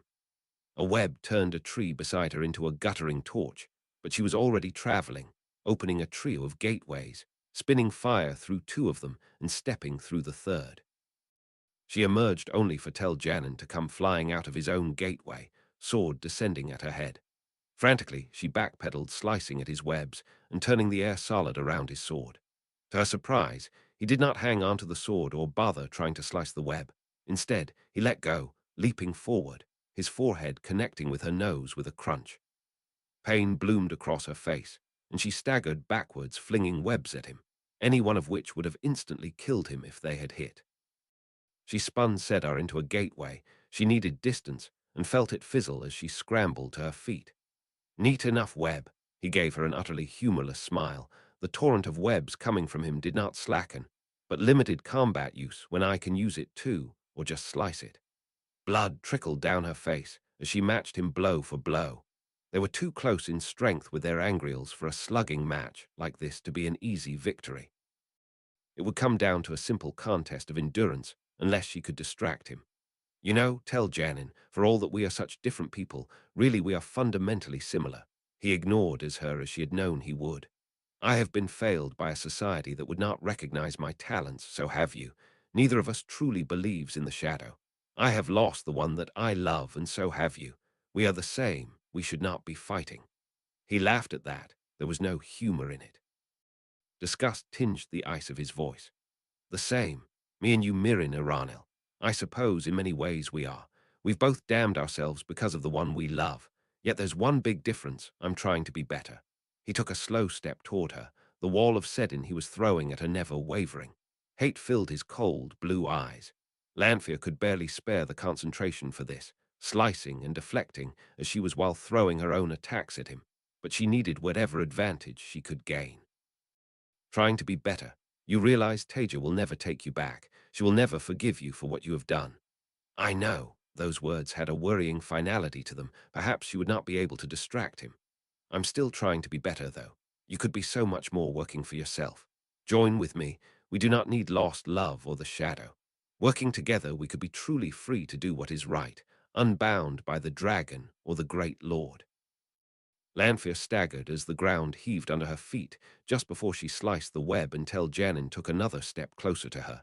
She would have to do something about that. Her nose was probably broken. He would pay for that, and she had no desire to let him back within arm's reach. You know, at my worst someone might have tempted me with that Mirin Iranil, except that it was you. I would never work with you. Why do you think you nearly died in the Twisted Delves? Why were your forces crushed in Angoridua? Did you never question how the light knew you were coming at White Rock? His voice rose with anger as he spoke. Lanfear's mind skipped a beat, her greatest failures. She had considered treachery at the time, but rage flowed through her. Why? More petty games played between the chosen for the great lord's amusement. Teljanin laughed bitterly, his eyes never leaving her face, the storm of webs never slackening. Why? Why? Do you even remember what you did to Taija's family? What those Myrdral did to? He was almost shrieking by the time she cut him off. Yes, what of it? It had been one of the more satisfying moments of the war if she was honest with herself, imagining Taija watching that footage. Suddenly his tone was ice cold again, just hints of anger leaking through it. I might have forgiven you for what you were. I forgave worse during my time among you. I could never forgive you for that. They were her family, but they were my family too. His control slipped, voice becoming a snarl, hate painted across his face. It could have been intimidating to someone else. Lanfear lashed out, almost catching him with a web, forcing him back as she battered at his defenses. She wanted to cackle. It was working. He was distracted. You wouldn't understand, of course. You can't understand love. I had no family left, and they took me in. Arivia treated me like the son she'd never had. Nerina called me Big Brother. Were those tears trailing down his cheeks, accompanying the fury in his voice? Pathetic, but to her advantage if he could not keep control of himself. Did Taija tell you what she saw then? She let some of the glee of the memory leak into her voice. Taija only saw the beginning. I stopped her. I saw the whole thing, though. Fury spiked in Lanfear. He must be lying, just ruining one of her most cherished triumphs over Taija. It would not stand. With a shriek of rage, she refocused on attack, throwing everything she had at him. Teljanin seemed to be faltering. Then she clipped him with a web of fire, leaving an ugly burn down the side of his face. He staggered, nearly falling, and Lanfear immediately focused her attacks on his wounded side. He wouldn't be able to see as well there. His hand brushed the ground to keep himself upright, and suddenly there was something in her eyes. Dirt. She backpedaled, lashing out with the power to keep distance. Just as she reached up to rub her face, a huge weight crashed into her, driving her into the ground. He had tackled her. Lightning fast, she flung him off her, sending him airborne. At the same time, something pinched in her chest and arms. Why was the world suddenly going dark? She tried to channel light into the air above her, but Sedar slipped through her grasp. With a groan Tell picked himself up from the forest floor. Absolute, homicidal fury still roared through him, but his face was in agony. His leg might not be broken, but it barely worked, and he was fairly sure he'd cracked several ribs in that last fall. He was already spinning more webs when he saw. It had worked. For all his myriad crimes against the world, he didn't think he could have beaten Lanfear otherwise, but her overconfidence at thinking he'd lost was her downfall. Good for torturing innocents, beyond skilled in the power, but ultimately she was no fighter. It was a strange feeling. He wanted her dead with as much passion as he'd ever felt for Luz Thurin or Ishamael for over a decade, and now he'd done it. Should he feel relieved, happy, exhausted? He staggered over to her body, bisected horizontally through the chest and arms. Her face looked more surprised than anything, lying there in a growing pool of blood. After a moment he spat on her corpse. That was for Nerina and Arivia. It didn't seem to be enough, though. He thought for a second, and then he spun air and sliced through her neck, before picking up her head by the hair and trying it to his belt, ignoring the blood that dripped onto his breeches. As he straightened from his task, he glanced up the hill towards where he knew Taija was. The taint was still there, still leaving its filth on him with every web he spun, but it felt, somehow less. Diluted maybe, if she could just hold on a bit longer. Chapter 98. Do you like surprises? Chapter text chapter L6, do you like surprises? Was the flow of the taint, on top of the raging torrent of Sedin, fading. Taija couldn't really tell. She didn't have the mental energy to think about it. Every ounce of her being was dedicated to survival now, keeping her web of Sedar together and functioning, avoiding drowning in Sedar or being ripped apart by Sedin, holding her connection to the Choden Cal together. Then, suddenly, it was gone, just like that. The ever-present noise stopped. The second sun vanished, and she was just channeling huge volumes of clean Sedin into her taint destruction web to no effect whatsoever. It took Taija a few seconds to register the change. Then, achingly slowly, she closed off her connection to the Choden Cal. Neither half of the power wanted to be released.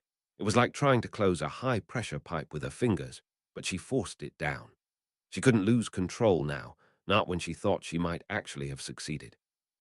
Grinding her will against the power, dominating Sedin and submitting to Sedar, Taija gradually brought the flow of it through her to a stop. Then, with a suddenness that was almost surprising, she was empty. The power was gone.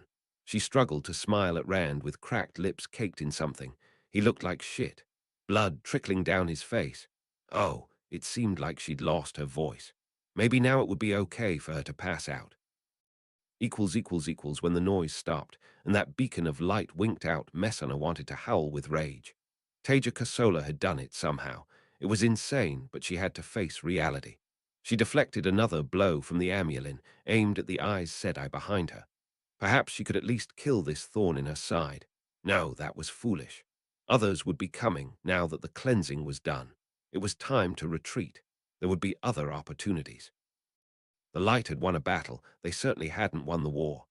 Alexei gasped with relief as the omnipresent light and noise suddenly subsided, and then a moment later vanished to nothing. He wasn't sure how long he'd been sat there, how much Sedin had flowed through him, but now it was different. It was clean. It was glorious. She'd done it. His eyes said I had just bloody well gone and done it. Not that he'd ever doubted she would, even when she did. Silly woman. If only she could see herself the way other people did. Well, the way he did anyway. Moiraine looked back at him, and the other Aes Sedai, her eyes sliding over the corpses of her two sisters. That had been frightening. For a moment he'd thought he was going to die. He could see why Taija hated being in a link. The sheer helplessness of it was terrifying at times. It seems they have done it. Of course, she would be able to feel the lack of the taint too, leading the circle as she was. We must retreat fast now. The Forsaken will be determined to seek revenge, and we do not know how the battles on the slope have progressed. I suspect Taija and Rand will also need healing and care, in addition to any survivors from below. Alexei felt her draw Sedin through him as she slashed at the anti-traveling wards, the huge amount of power in her circle allowing her to effortlessly demolish the wards around the clifftop. Then she spun a large gateway. No signal would be needed for the defenders below. It would be obvious to anyone for thousands of leagues that it was over. Taija and Rand can be taken through first. We will hold the line here until everyone else is through. There was something about Alexei scrambled to his feet. "I'll just check that they're well," Moirin said. He was already moving, jogging over to their dugout on stiff legs without waiting for an answer. He vaulted the earth wall into the hole and blanched at what he saw. Taija and Rand were both unconscious, blood on their faces and clothes, but still breathing, thank the light. Amy's looked a little disoriented, but she was at least awake. His eyes went to the access keys. Paranoia. He was still in the circle. He had no control over the power. A split-second decision was needed. He'd seen the way Taija was with Amy's, compared it to how she was with the Aes Sedai. Amy's. His voice was urgent as he reached down to pluck the statuettes from Rand and Taija's arms. "Take these, hide them somewhere no one other than you can find them, and avoid the Aes Sedai. It's probably nothing, but these represent a lot of temptation for anyone, and Taija trusts you." Amy's looked at him bleary-eyed for a second, and then nodded. The normally perfectly poised woman staggered over and took them from him. A moment later, a small gateway opened, and she half fell through it. If she was half as tired as he felt, that would have been a struggle for her. It wasn't a moment too soon as he saw Cadusaine's head poking over the lip of the hole. "Cadsuane," said I'm glad to see you." It wasn't even a total lie. From what he could pick up of the opaque world of Aes Sedai politics, she at least sat a bit outside the tower hierarchy. "They're both unconscious, alive but hurt. We need to get them help." As the gateway closed behind her, Siwon glanced over at her friend. She hesitated for a moment and then said, "You can release the link now, Moirin. I believe we are safe." Moirin did not visibly react, but Siwon could see some of the tension leave Alexei at the same time as the light of Sedar winked out from around the women. Clearly, he was more astute than she had thought, not what she expected from an Andoran peasant. "I see that you have Kalendor safe and sound, Alexei. You have done good work." It was not Kalendor she was interested in, of course. That was useless to the Aes Sedai, and attempting to take it would be clear treachery. She turned to Moirin. "The Choden Kal access keys were not on Taija or Ran when they came through. Have they been secured? They cannot be allowed to fall into the hands of the Shadow." Moirin gave her an unreadable look. It seems that Amy's, the wise one, took them with her while Alexei was checking on the dragon and Taija Sedai. "Ah, fish guts." Siwon turned the full weight of her gaze on Alexei. Was this Amy's told to take them? Is she trustworthy? He gave her a small smile, one that gave absolutely nothing away. "I don't think anyone tells Amy's what to do, but Taija trusts her with her life." Well, it is good to know that. It was always good to know things, but she was furious. Surely that boy had not outmaneuvered them like that. Amy's must have been acting on her own. She would have to watch the wise ones more carefully. "Rand and Taija have been healed and are recovering. You will no doubt want to rest too. Comfortable accommodations have been prepared for you." He gave her a low bow, holding himself in the same way as Taija did. She was starting to suspect the man might be a lot more used to the woman than she had initially thought. "Thank you, Mother. You are most kind. However, as her warder, it is my duty to be with her." So that was the way the sail was set, was it? Very well. "Of course, you will be shown to her quarters forthwith." She knew for a fact that the man had never been bonded by Taija, but felt she had no choice but to act as if he had. As he headed off, led by an extremely uncomfortable novice, she narrowed her eyes at his back. A more intelligent man than she had given him credit for. She would have to remind some of the sisters about what that crystal sword cradled in his arms meant. She had too many nets in the water for this all to fall apart. Demandred stepped out of his gateway, back into the heat of Shara. Shenla, as competent as she ever was waiting for him, a veritable horde of channelers, male and female, behind her. His freed, ready to serve. Excellent. He was about to start giving orders when he felt the beacon of Sedin halfway across the world wink out. Well, fuck. Nynaeve wanted to groan. She'd been bundled off to a small room and allowed some sleep after being healed, but now they'd woken her up, and she was faced with three cold-eyed Aes Sedai. She just wanted to rest and make sure the girls were all right. Egwene had been barely holding off tears after they'd driven Semirage off. She'd been closest to Avienta. "The tower has turned a blind eye to your behavior for too long. You will put on the dress and address us with proper respect, or I can assure you you will be made to weep. You will also give us the angriel for safekeeping. An accepted has no need for such things." There was no time for mourning or regrets now. Nynaeve ran through a calming exercise Taija had taught her in her head. I will do no such thing. As I have said already, I am Aes Sedai, raised to that rank by Taija Sedai, who quite frankly has more of a claim to the title than any of you. You are a runaway who has been indulged for far too long in your delusions. Light, if she was getting this then, what was happening with Egwene and Elaine. She needed to get to them and make sure they were all right, and then to get Taija out of this place. Everything they said confirmed her choice to stay with and learn from Taija. For all their occasional clashes, she was at least a woman who didn't just try to bully her way to what she wanted. Was this why Taija was so insistent on the Aes Sedai calling her Taija Sedai? When Nynaeve had called her that, after being raised to the rank, Taija had laughed at her and told her not to be so over-formal. Light, you wool-headed women, what is the matter with you? Taija is an Aes Sedai from the Age of Legends. She's just cleansed the taint from Sedin. She's personally killed 2 of the Forsaken. Why do you insist on questioning her decisions, her status? I am not a runaway, and I am not delusional. Maybe those calming exercises weren't working so well after all. Taija woke up slowly and painfully. Her head was pounding and she felt terrible. It took her a little while to work out that she was somewhere she didn't recognize. A wooden-paneled room, not luxurious as such, but certainly comfortable. She had a brief moment of panic before she got it under control. What happened? Was she a prisoner? It took a little longer for the memories to come back, especially as she shied away from some of them. Agony, pain, the strain of constant channeling through the Choden Cal for hours on end. Taija could tell she'd been healed and someone had cleaned her up. It was intrusive, but she probably needed it. She was still alive, so it couldn't have ended in total disaster. The planet was apparently intact. She wasn't sure whether she'd succeeded or not, though. She couldn't remember. Taija thought for a bit longer. It was better than trying to get up. She must be in Siwin's village. If she was in Keemlin, she'd recognize her own room. It definitely wasn't the Waste, and the Forsaken wouldn't have treated her this well. Had she been betrayed by the Aes Sedai? She wouldn't put it beyond them, but that was probably just her paranoia speaking. What could Siwin possibly have to gain by doing that to her now? She couldn't test whether she was shielded. Just the thought of touching Sedar made her want to vomit. Eventually, Taija levered herself out of bed, nearly falling over when she tried to stand. Only one way to find out, but light she felt weak. It didn't help her headache, but she tottered her way over to the door, using the wall for support.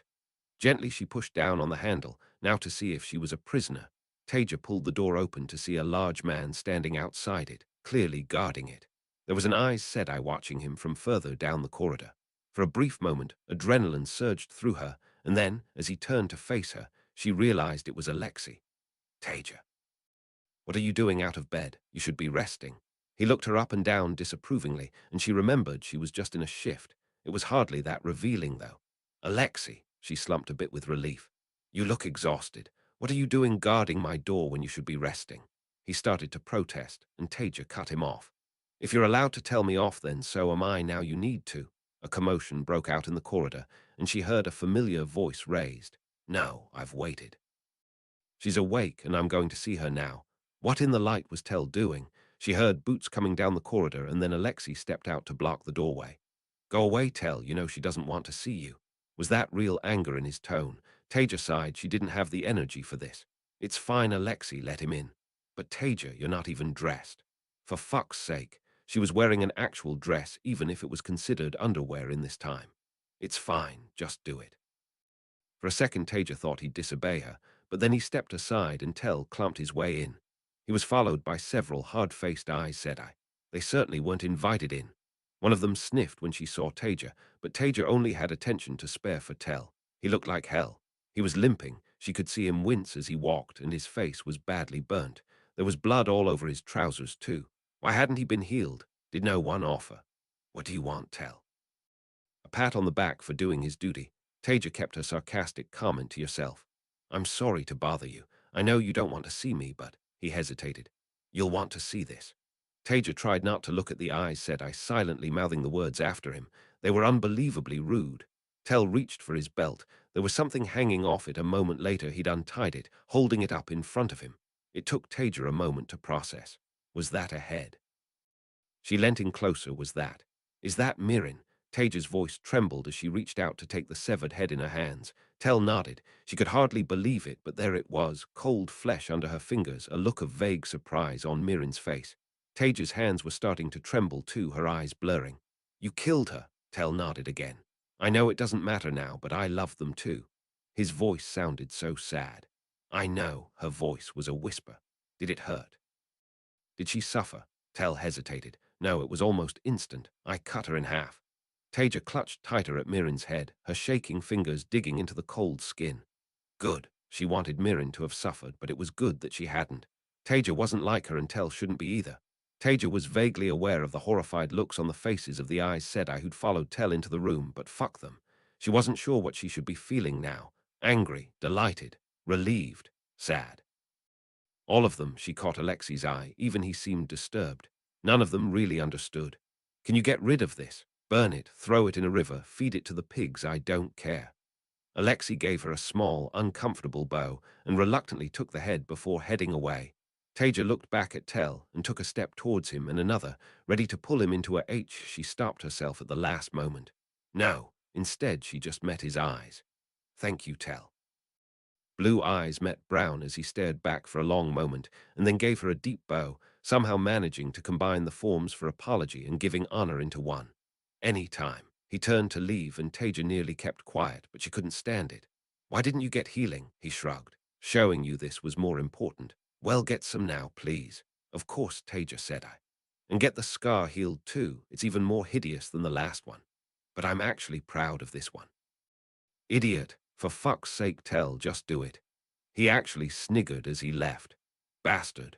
Still, as she tottered back to her bed, Taija felt like a weight had been lifted off her shoulders. It was hard to admit, especially given how much she wanted her dead, but ever since her fall, Mirren had terrified her. Chapter 99. Time for Change. Chapter text, Chapter LXX, Time for Change. Taija was growing more and more confused about what the Tower Sedai's game was. She apparently wasn't a prisoner, but there was still an Aes Sedai hanging around outside her door. They must have known that a single Tower Aes Sedai wouldn't even slow her down, though, so it couldn't have been to keep her there. Well, they wouldn't even slow her down if she could actually channel at the moment. The number of Aes Sedai following Tell around when he'd come to see her suggested they weren't quite as comfortable with him, which was understandable. He'd better get healed, though. She was absolutely not going to put up with him walking around with yet another fucking hideous scar. What was wrong with the man? Apart from the obvious. Taija was distracted from her musings by a servant bringing her breakfast. A big tray covered in food that she somehow managed to demolish despite it looking far larger than anything she could reasonably manage. Someone had also washed and dried her clothes while she was sleeping. Taija didn't know how long she'd been asleep for, but presumably they'd used the power to do it fast enough given the time of year. Still, it was a relief to see that they weren't trying to stick her in a dress. With the way the Tower said I could be, she'd only be a bit surprised if she found they wanted her in novice white or something. What a disturbing thought, but even at their worst they wouldn't be that stupid. Surely. Siwyn was a sensible woman at least, when she could see past her prejudices anyway. After slowly and painfully dressing, Taija laid back down on the bed, just for a little bit of rest. She could just close her eyes, and maybe the headache would go away. Taija wasn't sure how long she was asleep for, lying there fully dressed on the bed, but she was woken up by someone knocking on the door. Her headache had subsided a little, but it was still there. She was feeling more alert, though, more able to engage with the world. Mirren was dead. When she didn't answer, Alexei opened it a crack and slipped in, coming over to her bed. Ah, you're awake, good. The Amulin and Hall have asked for you. He didn't look entirely happy about it. Oh. A thought occurred to Taija. The access keys. They're safe.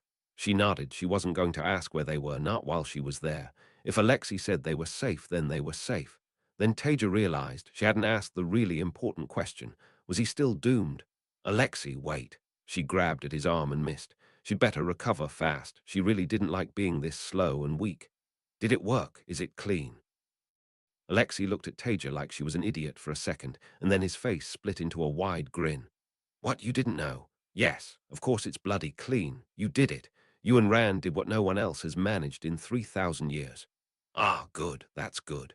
Taija really wanted to go back to sleep. Her brain was still very foggy, and she was ever so tired. Alexei looked down at her with concern. I think I should tell the Amulin you need longer to recover. She can wait. Taija groaned to herself. No, she can't. These eyes said I can never wait. After a moment, she levered herself onto her feet. I'll manage. We can go. Taija started to totter towards the door, and Alexei reached out to steady her. No, thank you, but no. I can't show weakness here. Who knows what they want? She ran through some beginner exercises for composure and forced herself to walk a bit more normally. It didn't need to look like she was bouncing with energy. They knew what she'd just done, but they did need to think she wasn't half dead on her feet and vulnerable. A pair of eyes said I were waiting when Taija came out of the room and nodded when they saw her. Taija said it is good to see you are recovering. If you would follow us, we will take you to the hall. All right, lead on. She started to follow them. It seemed like an all right sign. Two eyes said I was presumably meant to be an honor without any implied threat. Lest they had Angriel, or realized that she couldn't channel at that moment. Taija's habit of always concealing her channeling might actually be particularly helpful now. As Taija left the building, doing her best not to look like she could barely walk, a thought occurred to her. What about the others? Are they coming too? Everyone is in their proper place. Well, that was a non-answer. What about Rand? The Lord Dragon is also being escorted to the hall.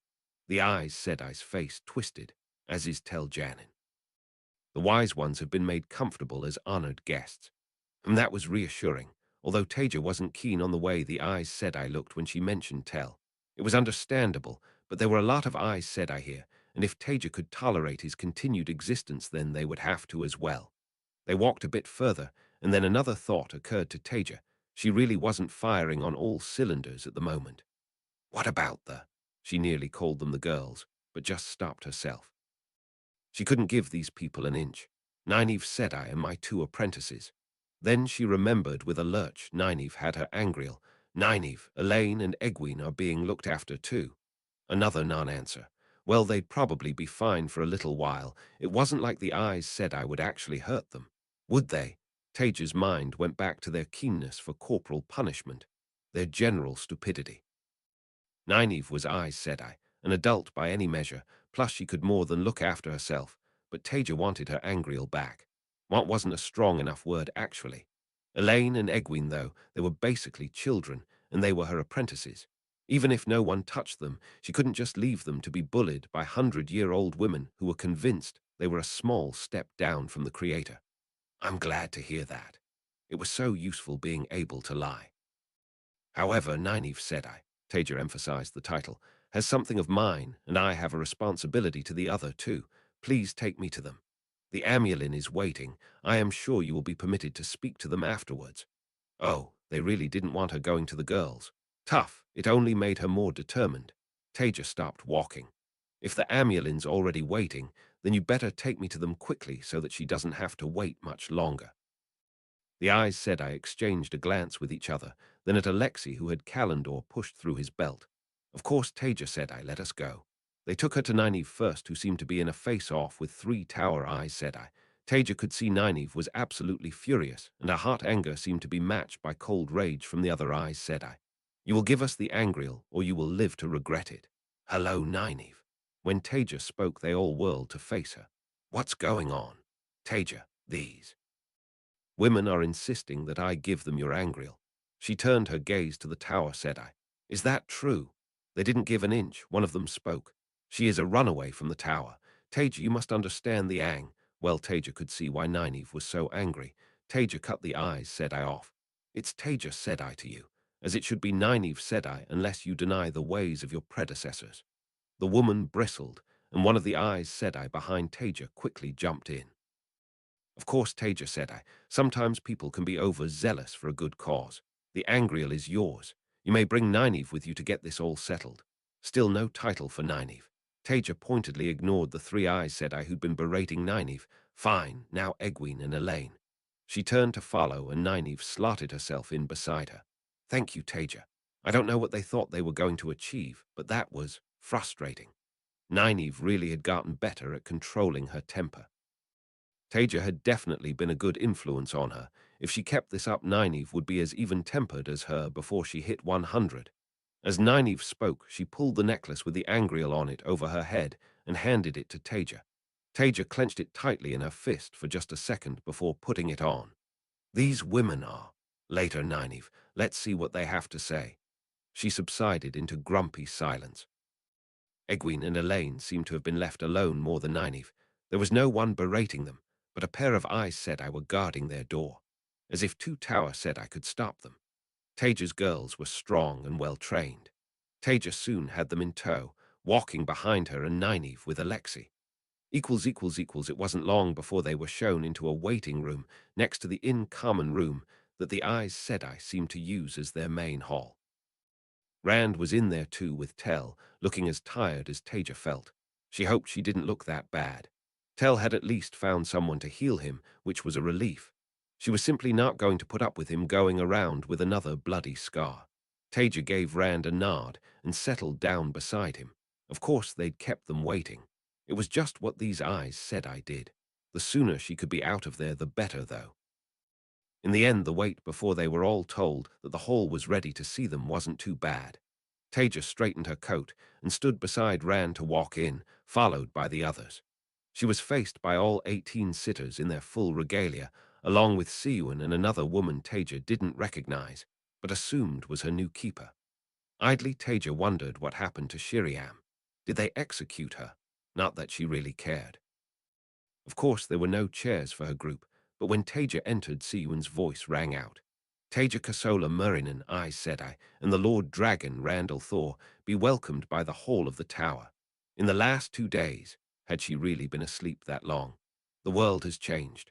Working together with the White Tower under the light, Taija Kosola and Randall Thor have ended the scourge of the taint. Some of the sitters nodded, others looked slightly ill. The world is blessed by the Creator to have Taija Sedai sent to us from the Age of Legends. To have someone so nobly willing to join her skills with those of the White Tower and work for the light.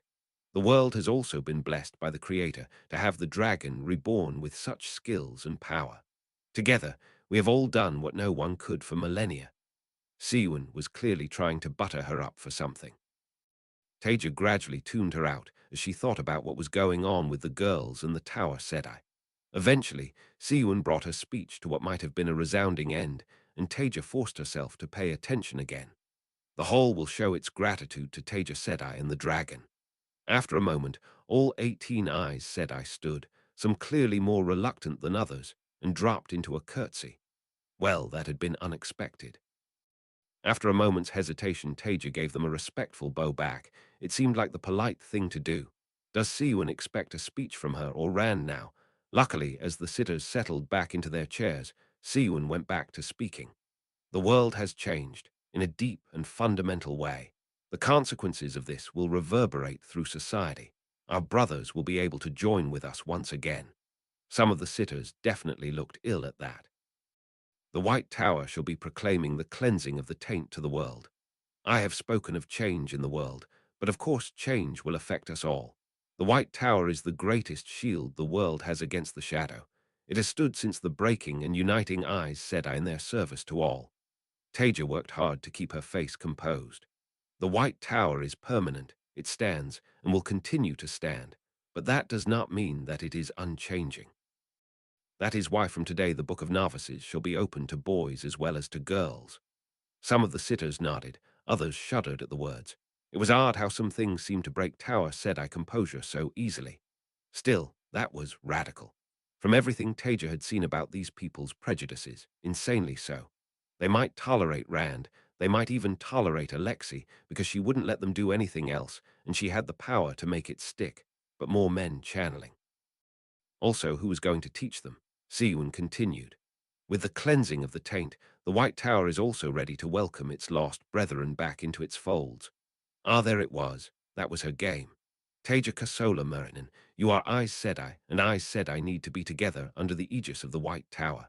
You and your fellows will be admitted to the tower as full Aes Sedai with all of the rights and privileges that entails. Wait, she was offering all of them what? Taija Kosola Murinen, Randall Thor, tell Janin. Siwyn hesitated, and then added, and Nynaeve Mira welcome home.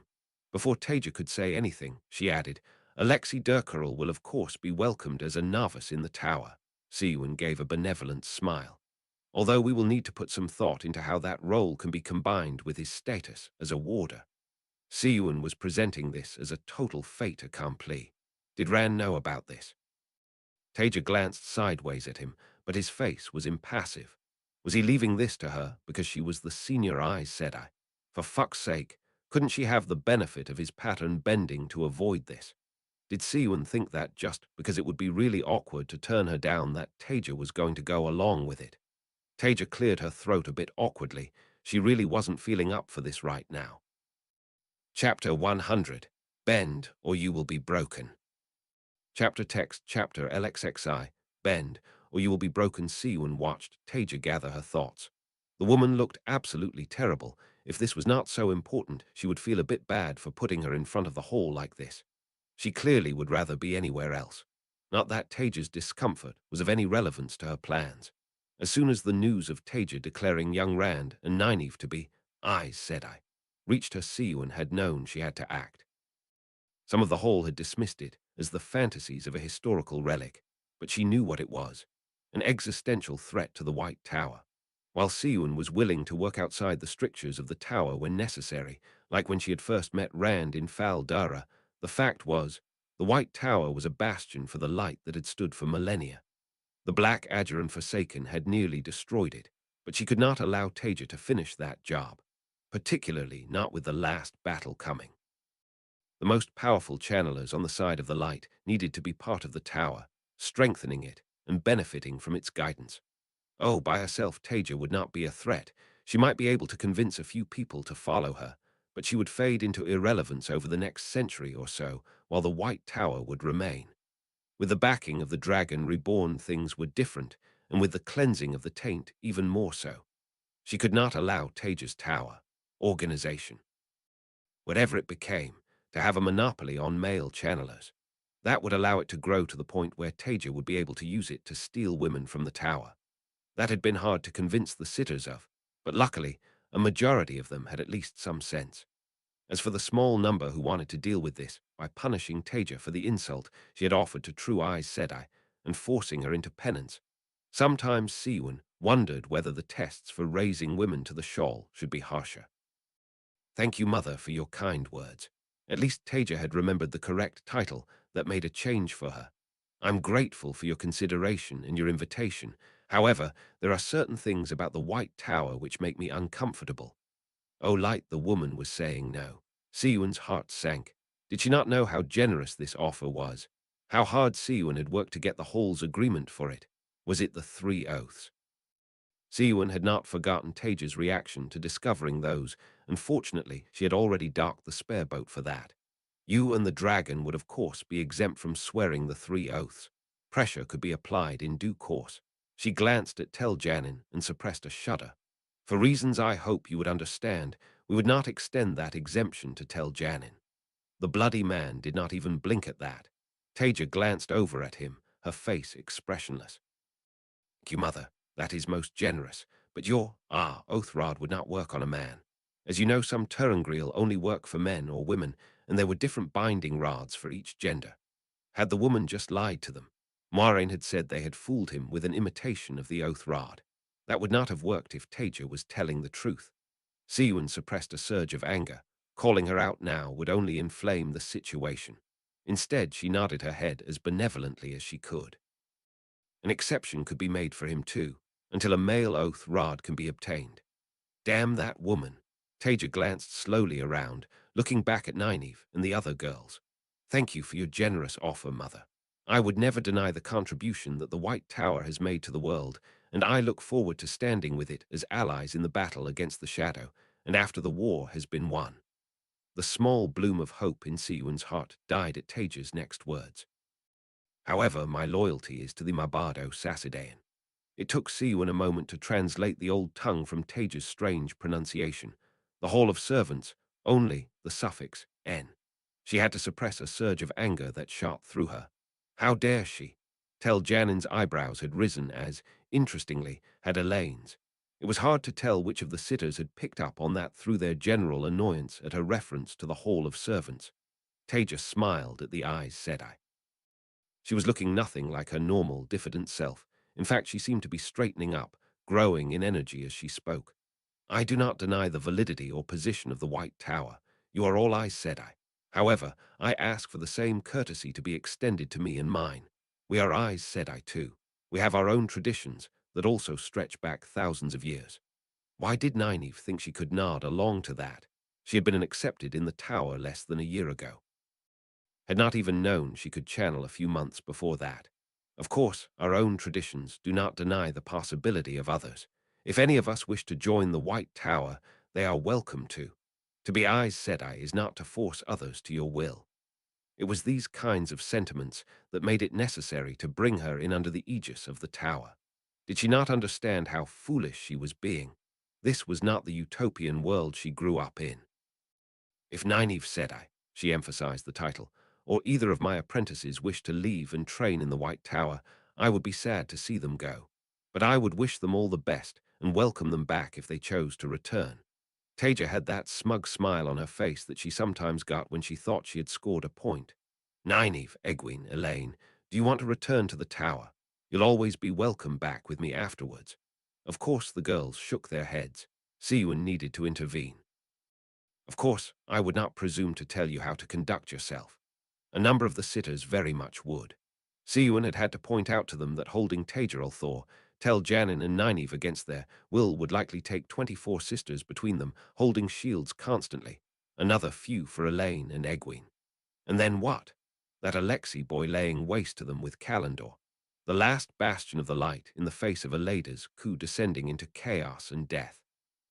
It had been pointed out that they could just gentle Alexei. Sometimes Siwan truly did despair. The inability of some sisters to see past their own desires was infuriating. She would like nothing better than to impose her will on Taija and the rest of them. But then what? Even if they succeeded, they then had to guard the most powerful channelers on the side of the light, assuming Tel Janin qualified as that. There was no end goal. No doubt they could break their will eventually if they tried, but that would be doing the Dark One's work for him. She wanted to guide them, ensure that their efforts were directed in the best way for the light, not to destroy them. Siwan continued. However, Nynaeve, Egwene, and Elaine are runaways from the tower. You can choose how you deal with such things, but the White Tower has its own laws. When they signed the Novice Book, they agreed to be bound by those laws. Anger flashed briefly across Taija's face. The woman's arrogance was unbelievable sometimes.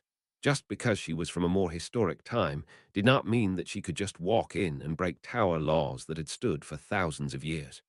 They are aspirants to the Hall of the Servants, and so they come under the Karagith, said Vidhel.